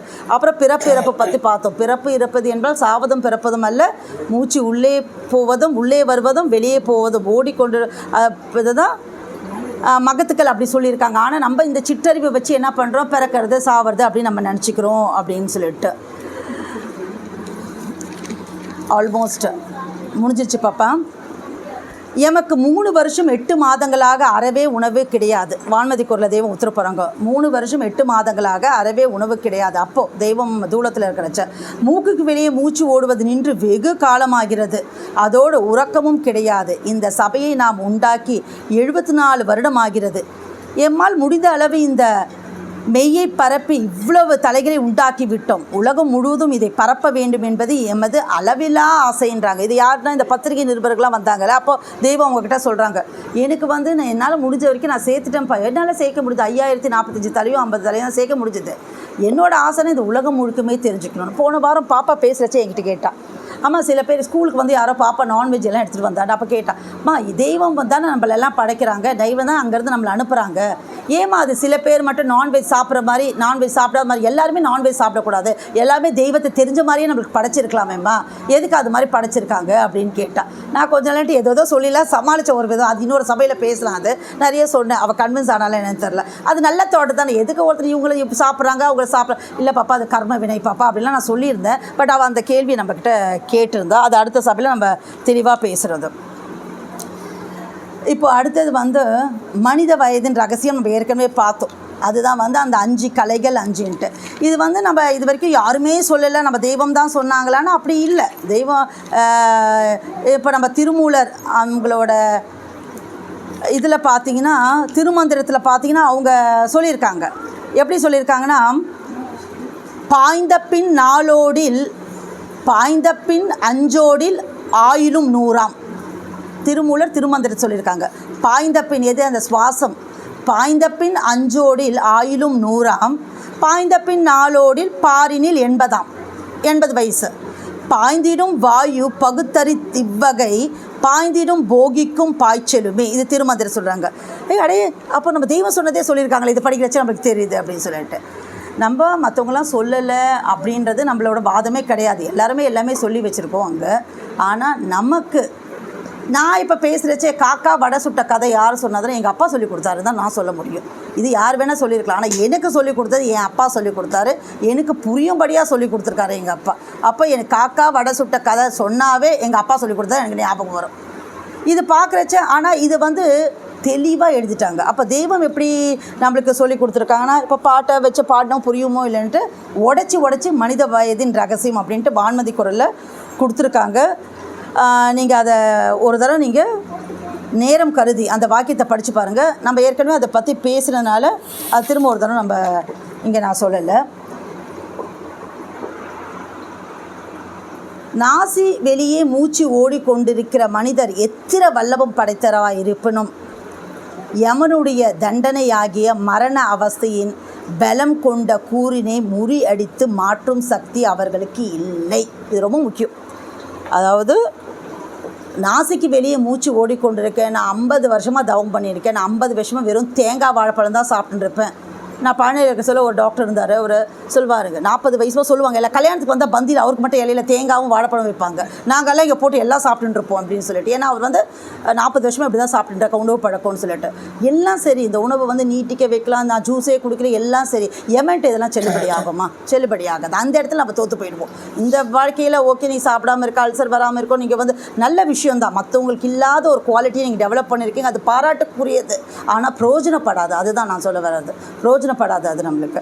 அப்போது என்ன சொல்கிறாங்கன்னா, அதுதான் சொல்கிறாங்க. அப்போ நம்ம இவங்கக்கிட்ட வந்து உஷாராக இருக்கணும். இவன் வந்து நான் இந்த மந்திரம் சொல்கிறேன், இப்போலாம் உலகம் வந்து ரொம்ப என்ன சொல்கிறதுனா ரொம்ப மலிவாகிடுச்சு. இந்த மெய்ஞானம் ரொம்ப மலிவாகிடுச்சு. அங்கங்கே ஒரு கிளாஸு, ஒரு குரூப்பு 50 பேருக்கு உபதேசம் கொடுக்குறேன்னு அன்றைக்கி ஒருத்தர் இந்த லௌகீக வாழ்க்கையிலேருந்து வேறு பாதை போகிறாங்க. பட் அது கரெக்டான பாதையான்னு தெரிஞ்சுக்கணும். அது ரொம்ப முக்கியம் இல்லையா? அதாவது தெரியாதவங்களுக்கு ஒன்றுமே இல்லை, பிறந்தோம் இருந்தோம் இறந்தோம்ட்டு, பிறந்தோம் இருந்தோம் அப்படி போயிடலாம். பட் நான் தெரிஞ்சுக்கினேன்னு கடைசியில் வீணாக போகிறது அது ரொம்ப கஷ்டம். அது நம்மளுக்கு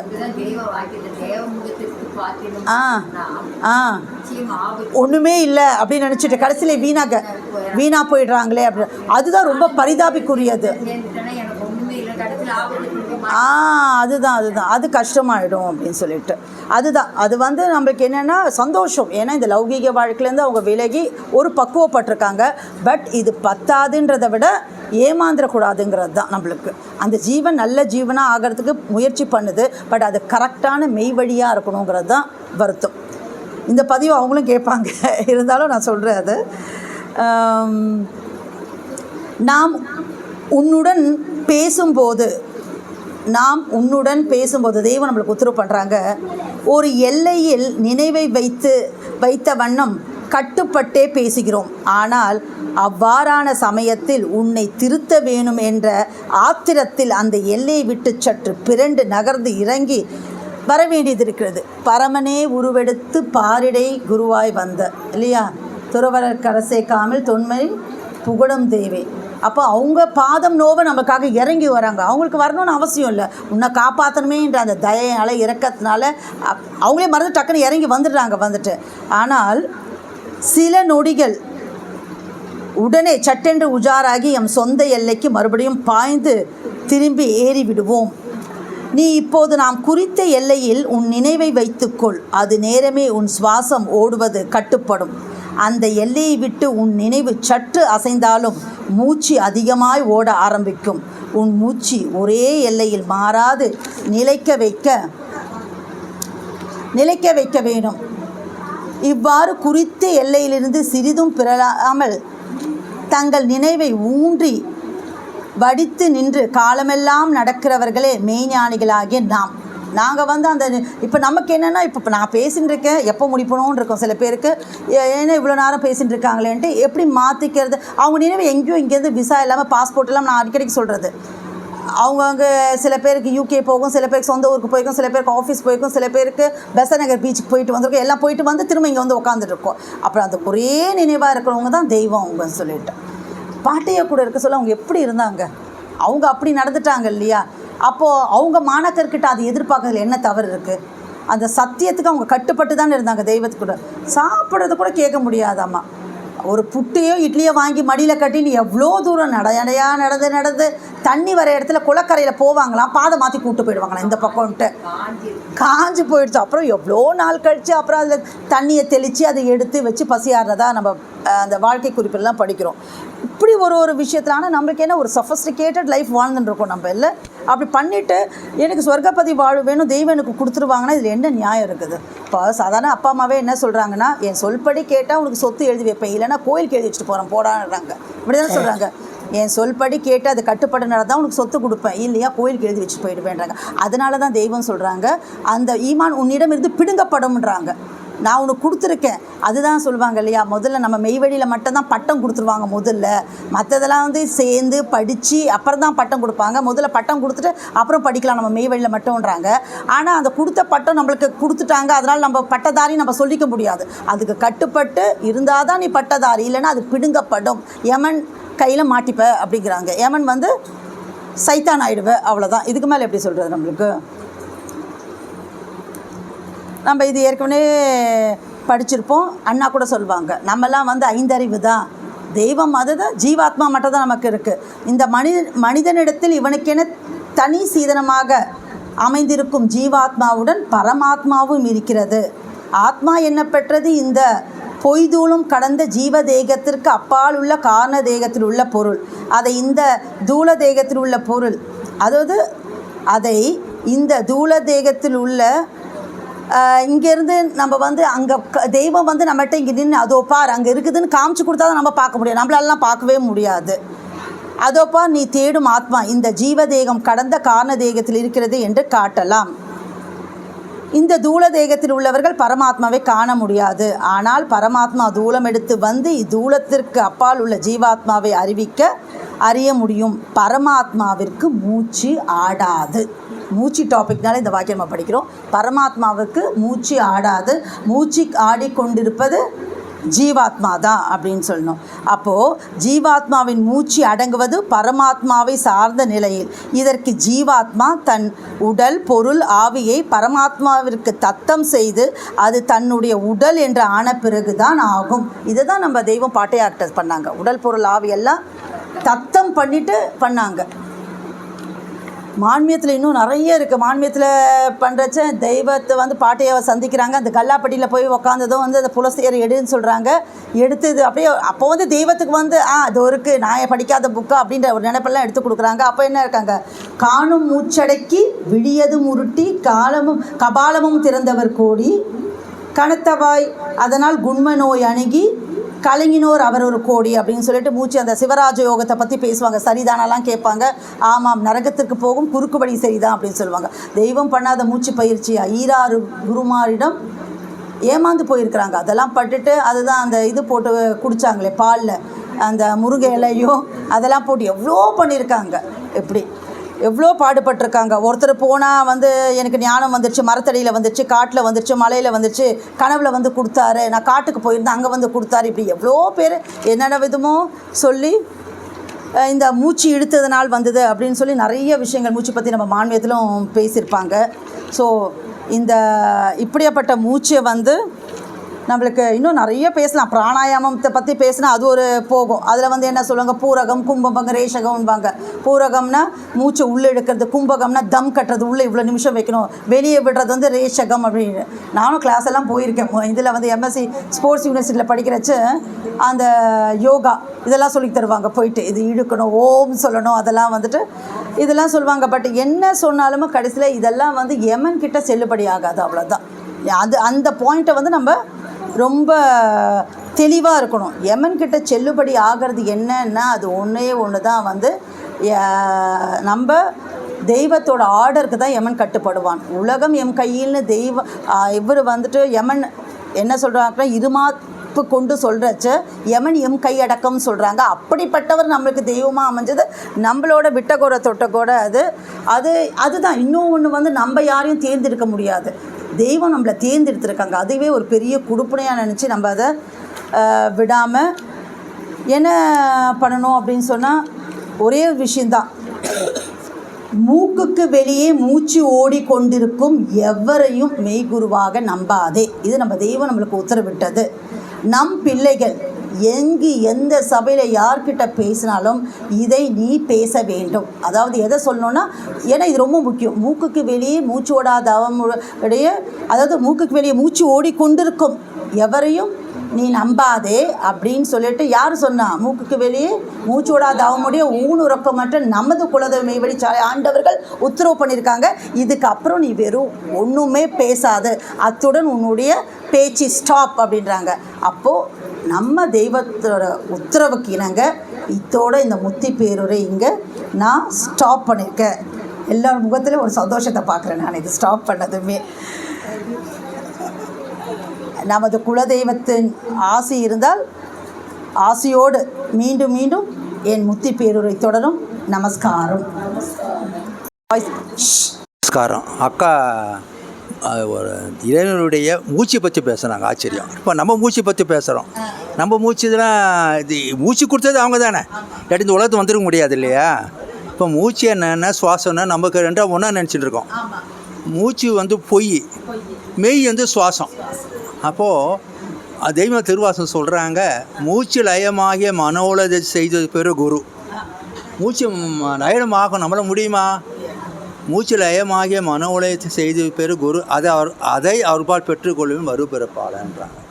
அப்போ மூச்சு யாருக்களே இருக்குது? நமகளே இல்லை. தெய்வம் சொல்கிறாங்க, என்ன ஒரு மூச்சு எடுத்தாக்கா கணத்தை தவளை மாதிரி எருமாட்டு மாதிரி அதில் பல மூச்சு போடுதுன்றாங்க. அப்போ தெய்வம் சொல்கிறாங்க, மூச்சு பேச்சு அட்டவிடம் சொல்லலாமோ, பலத்தை நிஷ்டை பேச போவோமோன்றாங்க. அப்போது நமக்கு இறைவன் கொடுத்தா தான் மூச்சு. அக்கா எடுத்து அழகாக சொன்னீங்க. எல்லாம் நம்ம வெளியே போனோம், காற்று வந்து நமக்கு நம்மளை தேடி வருது.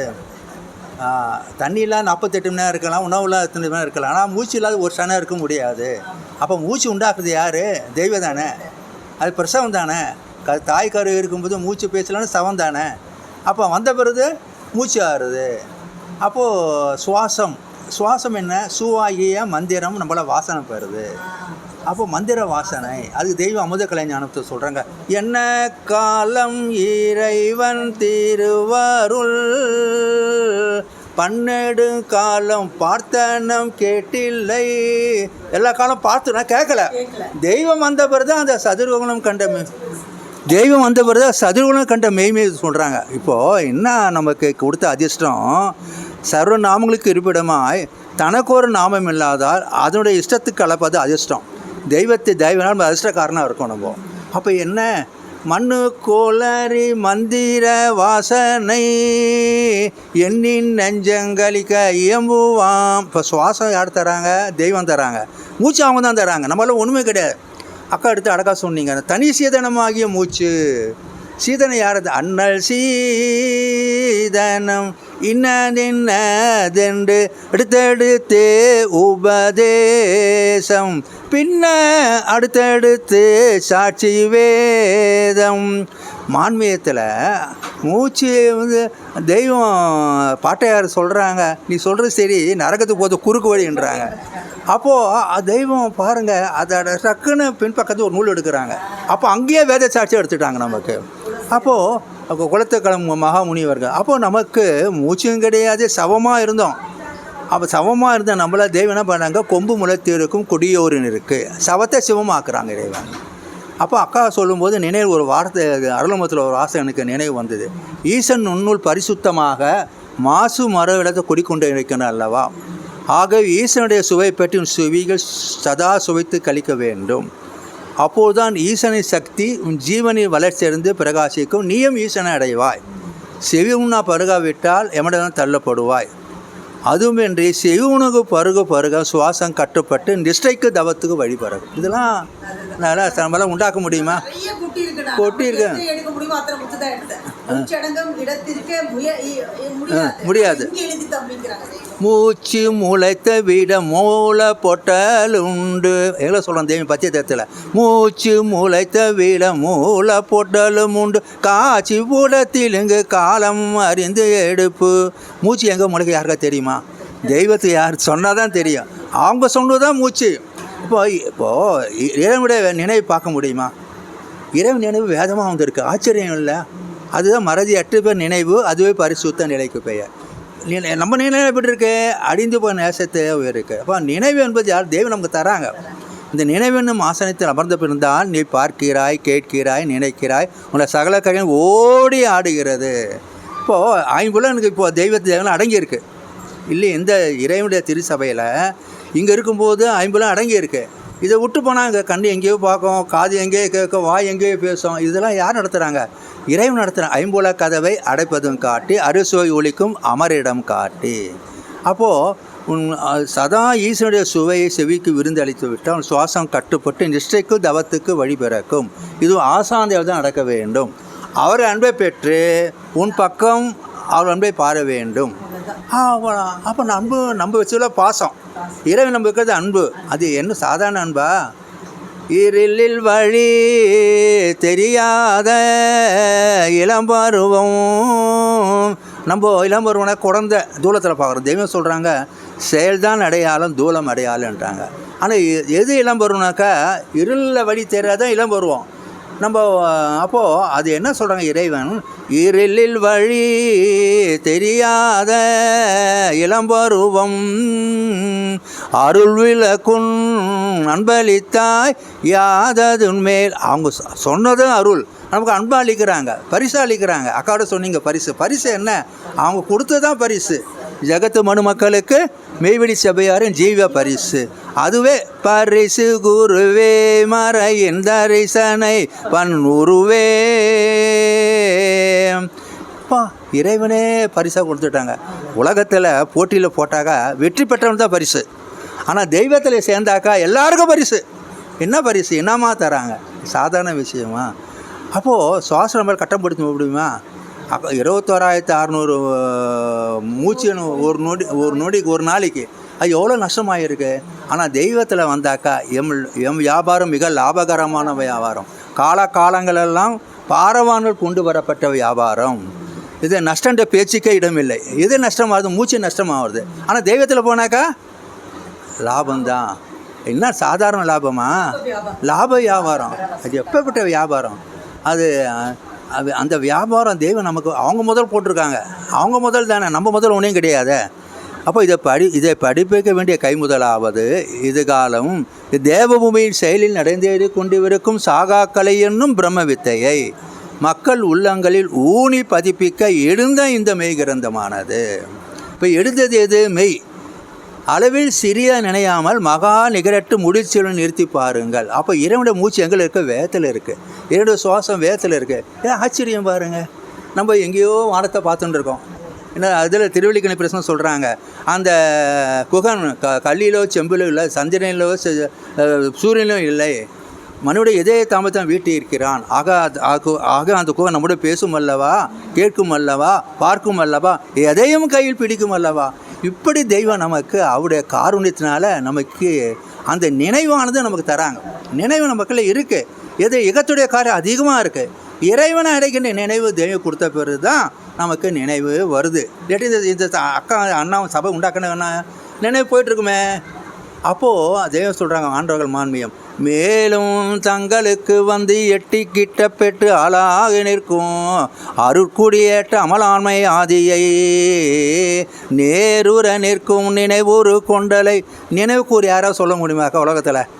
யாரும் சொல்ல முடியாது. படைத்த சர்வேஸ்வரன் ஆகிய நமது குலதெய்வம் தங்கமேரு ஆகிய பிரமோதயம் மெய்விழி சாலை ஆண்டுகள் ஒரு மட்டும்தான் சொல்கிறாங்க. மேலும் தங்களுக்கு வந்து எட்டி கிட்ட பெற்று ஆளாகி நிற்கும் அருக்குடியேற்ற அமலாண்மை ஆதியை நேருற நிற்கும் நினைவுறு கொண்டலை. நினைவுக்கு உரியார கொண்டல். அந்த கொண்டல் யார் அவர்கள்? யார் அவர்கள்? பண்டை வேதிய திங்களூ வீதி பாதையில் வர கண்டனார் பாவநாசமென்று தெளிந்த பின் பங்கமானிதம் கேட்டுமே. அமானிதம் கேட்கணுமா? நம்ம பார்க்குறோம் இல்லையா, உங்களை அமானிதம் ஆண்டவரே, உங்களை அடைக்கலம் ஆண்டவரே.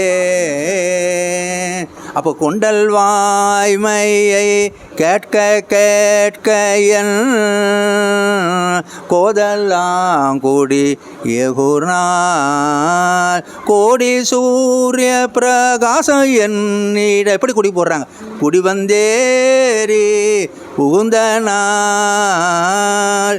இப்படி தெய்வம் நமக்கு அக்கா சூப்பராக கட்சி கொடுத்துருக்காங்க. அப்போது நமக்கு என்ன தெய்வம் இன்று முதல் புது மனிதன்றாங்க தெய்வம் நம்மளை. அப்படியே அவங்களுடைய தவம் இது இறைவு யார்? எமது நெடுங்கால ஓயாத மெய் தவ பாட்டால் நமக்கு இந்த மெய் எளிதாக ஆக்கிட்டாங்க. இல்லாட்டி கடினமாக இருக்கும். ஒரு நெடுங்கால நிலை பெற தவ பாட்டால் அவர்கள் யார்? இறைவன் செய்கின்ற அந்த உழைப்பால் நம்ம சுகமாக அனுபவிச்சுட்டு இருக்கோம். அப்போ மூச்சும் சுவாசம் தனித்தனியாக இருக்குது. நம்ம மூச்சு தான் இப்போ பார்த்துட்டுருக்கோம். மூச்சு இறைவன் கொடுத்தா தான். அப்போது இன்றைக்கி சுவாசம் அவங்களும் இருக்க. அது என்ன? பண்ணு கோளறி மந்திர வாசனை. அவன் அந்த வாசனை உலகத்தில் வாசனை நகல்ன்ட்டாங்க. நீ சந்தனம் வச்சாலும் சரி என்ன எல்லாம் நகல் தான். எது அசல்? இறைவனுடைய அவரை சொல்லுகின்ற வார்த்தையே அசல். அப்படி அதுதான் அசல். எப்போ அழியாதது. அது எப்பவும் இருக்கும்.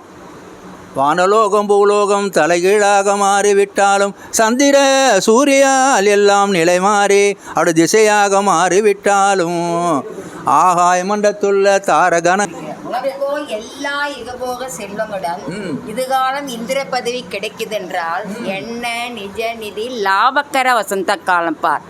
மதிப்பிலடங்கா மாணிக்கம் கிடைக்க பெற்றுள்ள நீ என்ன எக்களிப்பு இருக்க வேண்டும்?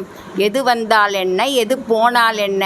உனக்கு அழியாத புது வாழ்வளித்த எம்பெருமான் நம்மோடு இருக்கிறார்கள் என்ற அந்த பெருமிதத்தில் அல்லவா நீ வாழ வேண்டும் நமக்கு தெய்வம் சொல்கிறாங்க. அக்கா நீங்கள் வசந்த காலத்தை பற்றி சொன்னதுனால இந்த ஒரு அப்படின்னு சொல்கிறாங்க. அப்போது அக்கா வந்து இன்றைக்கி சப்ஜெக்டே வந்து செவியை பற்றியும் பேசுனாங்க, மூச்சை பற்றியும் பேசுனாங்க.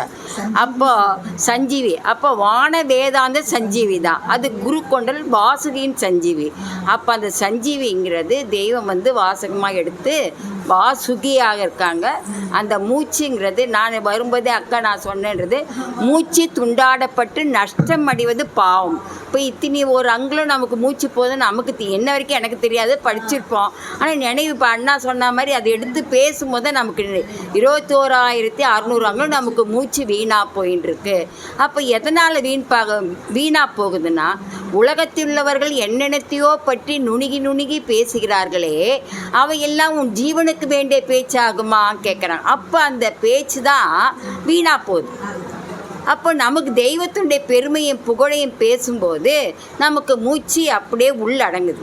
அது சுவாசம் சிவனில் அவத்தில் போகுது. அது அவத்தை வித்தை அந்த எழுச்சினை பதித்து நமக்கு ஜீவேச ஏற்ற சீர் நாட்டுவான் வேண்டி அப்போ ஏட்டுக்களை விருத்துகின்ற. அப்போ செவி உண உண்ண தான் ஆசான் பால் அன்பு பெருகுது.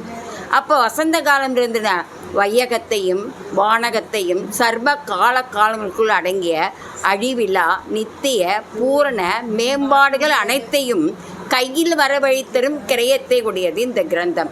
இந்த கிரந்தத்தில் செயலில்லாத வாசகமே கிடையாதுன்றாங்க. அப்போ சமரச வேதம் தான் நமக்கு செயல் உடையதாக இருக்கிறது. இப்போ நம்ம எல்லாம் கூடி சங்கம் தேட தேட கோது அருந்திடும். இப்போ காலையிலேருந்து நம்ம 10:30 மணிலேருந்து எதை நம்ம கேட்டுருக்கோம்? செவி உணவு தான் நம்ம கேட்குறோம். செவி உணவு உண்ண ஆசான் பண்ண நமக்கு அன்பு பெருகிட்டே இருக்குது. இப்போ இந்த ஐம்புலன்னா உள்ளே அடங்கின்னு இருக்கு. இப்போ இதை விட்டுட்டு நம்ம போனோம்னா நமக்கு கெத்து நம்ம எம்மை எப்படி காத்துட்டுருப்பான்னு நம்முடைய எண்ணத்தில் நம்ம என்ன அப்போ என்ன அழிந்தே போகிற நேசத்தை உயிராக கொண்டிருக்கிறது. அதை விட்டு ஆண்டவர்கள் அருளுக்குள் நீ நுழைந்து கொள்ள வேண்டுங்கிறாங்க. அவர்கள் அருளையே நீ அருந்த வேண்டுங்கிறாங்க. அப்போ நம்ம அருளுங்கிறது யுகாந்த நாட்டு செல்வமாக இருக்கிறது. அண்டண்டங்கள் கடந்து அகண்டங்கள் நிறைந்து சர்வ லட்சங்களை வடித்து சர்வ போகத்துக்குள் வடித்து தரும் யுகாந்த நாட்டு செல்வமாக இருக்கிறது. அதுவே நமக்கு அருளாக இருக்கிறது. அந்த செல்வம் தான் நமக்கு செவி செல்வமாக இருக்குது. இப்போது இந்த அழித்தலையை அழியா தலையாக, பவத்தலையை தவத்தலையாக, புழுத்தலையை வைரத்தலையாக ஆக்குவதுதான் தர்மம்ன்றாங்க. அப்போ வாய் உணவால் இத்தூள உடல் விளைவேறியது. செவி உணவால் ஜீவ தேகமாகி யோக தேகம். இப்போ அக்கா கூட பேசுகிறேன், யோகம் நன்மை பரமாத்மா ஜீவாத்மா எவ்வளவோ தெய்வத்துடைய திருவாசகத்திலாம் அருள் அமதத்துலேருந்து அப்படி இன்னைக்கு எல்லா அருள் வர்ஷிப்பும் நமக்கு செவிக்கு ஏறின்னு இருக்கு. அதை கொஞ்சம் கொஞ்சமாக நம்ம பார்க்கோம்னா அவ்வளவோ தெய்வம் என்ன பாடுபட்டு இறக்கியிருக்காங்க. நம்ம என்ன பாடுபட்டோம்? ஒரு பாடுமே படலையே. அவங்க நினைங்கிறாங்க, நான் பட்ட பாடம் நீ நினைச்சு கண்ணீர் மல்குங்கிறாங்க. அது போறோங்கிறாங்க. நீ பாடுபடாத, நீ என்ன பாடுபட்ட? ஒன்றும் பாடுபட வேணாம், நீ கேள் என் சொல்லுங்கிறாங்க. அவங்க சொல்றதை கேட்டாவே போறோம் தவங்கிறாங்க. நீங்க வந்தோன்னு சொன்னாங்க, அண்ணா பேசுறாங்க, நம்ம கேட்குறோம். கேட்பதே தவம். அந்த கேட்கறதுக்கு அவங்க தவம் கொடுக்குறாங்கன்னா நம்ம எப்படி தவம் வருதுன்னு தெரியாது. தெய்வமே குருநாதா என்ற சொல் உன்னை அறியாமலேயே உன் தவத்தில் ஏற்றுன்றாங்க. என்னடா அந்த சொல்லுலேயே தவத்தை கொடுக்குறாங்களே. அப்போது நம்ம நினச்சி பார்த்தோமா? பார்க்கலையே. நமக்கு இப்படி கடைக்கட்டுன்னு ஆகியனே நம்மளை இப்படி கடை தேக்க வைக்கிறாங்களே. நமக்கு என்ன பாக்கியம் பெற்றிருக்கோம்? நம்ம இதை பெறத்துக்கு என்ன அறுவதை. நான் சபைக்கு போன வாரம் அண்ணாட்ட பேசினேன். இன்றைக்கி நாங்கள் அண்ணா இந்த மாதிரி நேரத்தை மாற்றி கொடுக்கறதானே நமக்கு பேசுறதுக்கு ஒரு வல்லபம். அண்ணா வரீங்களான்னு கேட்டேன். வரேன்னா காலைல ஃபோன் பண்ணாங்க. அந்த மாதிரி அவங்களுடைய புகழையும் பெருமை பேசுறதுக்கு ஒரு இடம் கிடைக்குது. அதுக்கு தான் நமக்கு சபையை கூடி நம்ம பேசுகிறோம் வாசகம் கொண்டு பேசி அளிக்கின்ற பெருமா. இப்போ அக்கா கூட பேசுனீங்க, எதை எடுத்து பேசுனீங்க? வாசகத்தை எடுத்து பேசுனீங்க. அவங்க பெருமான புகழையை பற்றின அந்த நமக்கு தெய்வம் விளங்கும் அன்பருக்கு எல்லாம் உளம் புகும் தெய்வமாக வராங்க. விளங்கும் எந்த ஞான சபை மலர்ந்து ஓங்க. அப்போது வேதக்குள்ளன் குடி தழைக்க கேளு. புழங்காத பேச்சுக்குள்ளே புகழ்கிறேன் கேட்க மதி அதிகம் வேண்டுன்றாங்க. அப்போ கேட்கறதுக்கு அவங்களுடைய மதி வேணும், அவங்களுடைய அறிவு வேணும். மதினா அவங்களுடைய அறிவு. கொக்குக்கு ஒரே மதி இருப்பது போல் உனக்கு ஒரே மதி இருந்தால் போதுங்க, அது உன்னை நித்தியத்தில் போய் சேர்க்குங்கிறாங்க. நம்ம பல கோடி வாய்களும் பல கோடி செவிகளும் படைத்து கொண்டு அந்த மனம் இங்கே வருவதற்கு முன் மனமாக தான் இருந்தா. இங்கே வந்த பிறகுதான் அறிவு முன்னும் மனம் பின்னுமாக நடப்பதுதான் மெய்வழின்ற ஒரு பாதையை போட்டு காட்டிட்டாங்க. அப்போ நம்ம காட்டி அக்கா இவ்வளோ நேரம் 1 மணி நேரம் 1.5 மணி நேரம் எதை பற்றி பேசுனீங்கன்னா தெய்வத்துடைய அருள் வர்ஷிப்பை எடுத்து பேசுனீங்க, செவி உணவை பற்றி பேசுனீங்க, அவங்களுடைய மூச்சை பற்றி பேசுனீங்க. மூச்சு துண்டாடப்படக்கூடாது, வீண் பேச்சு பேசக்கூடாது அப்படிங்கிறத நம்ம எல்லாம் தெளிவாக நமக்கு வேதத்தில் இறக்கியிருக்காங்க. பேச வாய்ப்பு கொடுத்ததுக்கு அண்ணாவுக்கு அக்காவுக்கு நமஸ்காரம். அக்காவுக்கு நமஸ்காரம். சாலை சுந்தரமூர்த்தி அண்ணாவுக்கு நமஸ்காரம். இன்னும் எவ்வளவோ இருக்குது.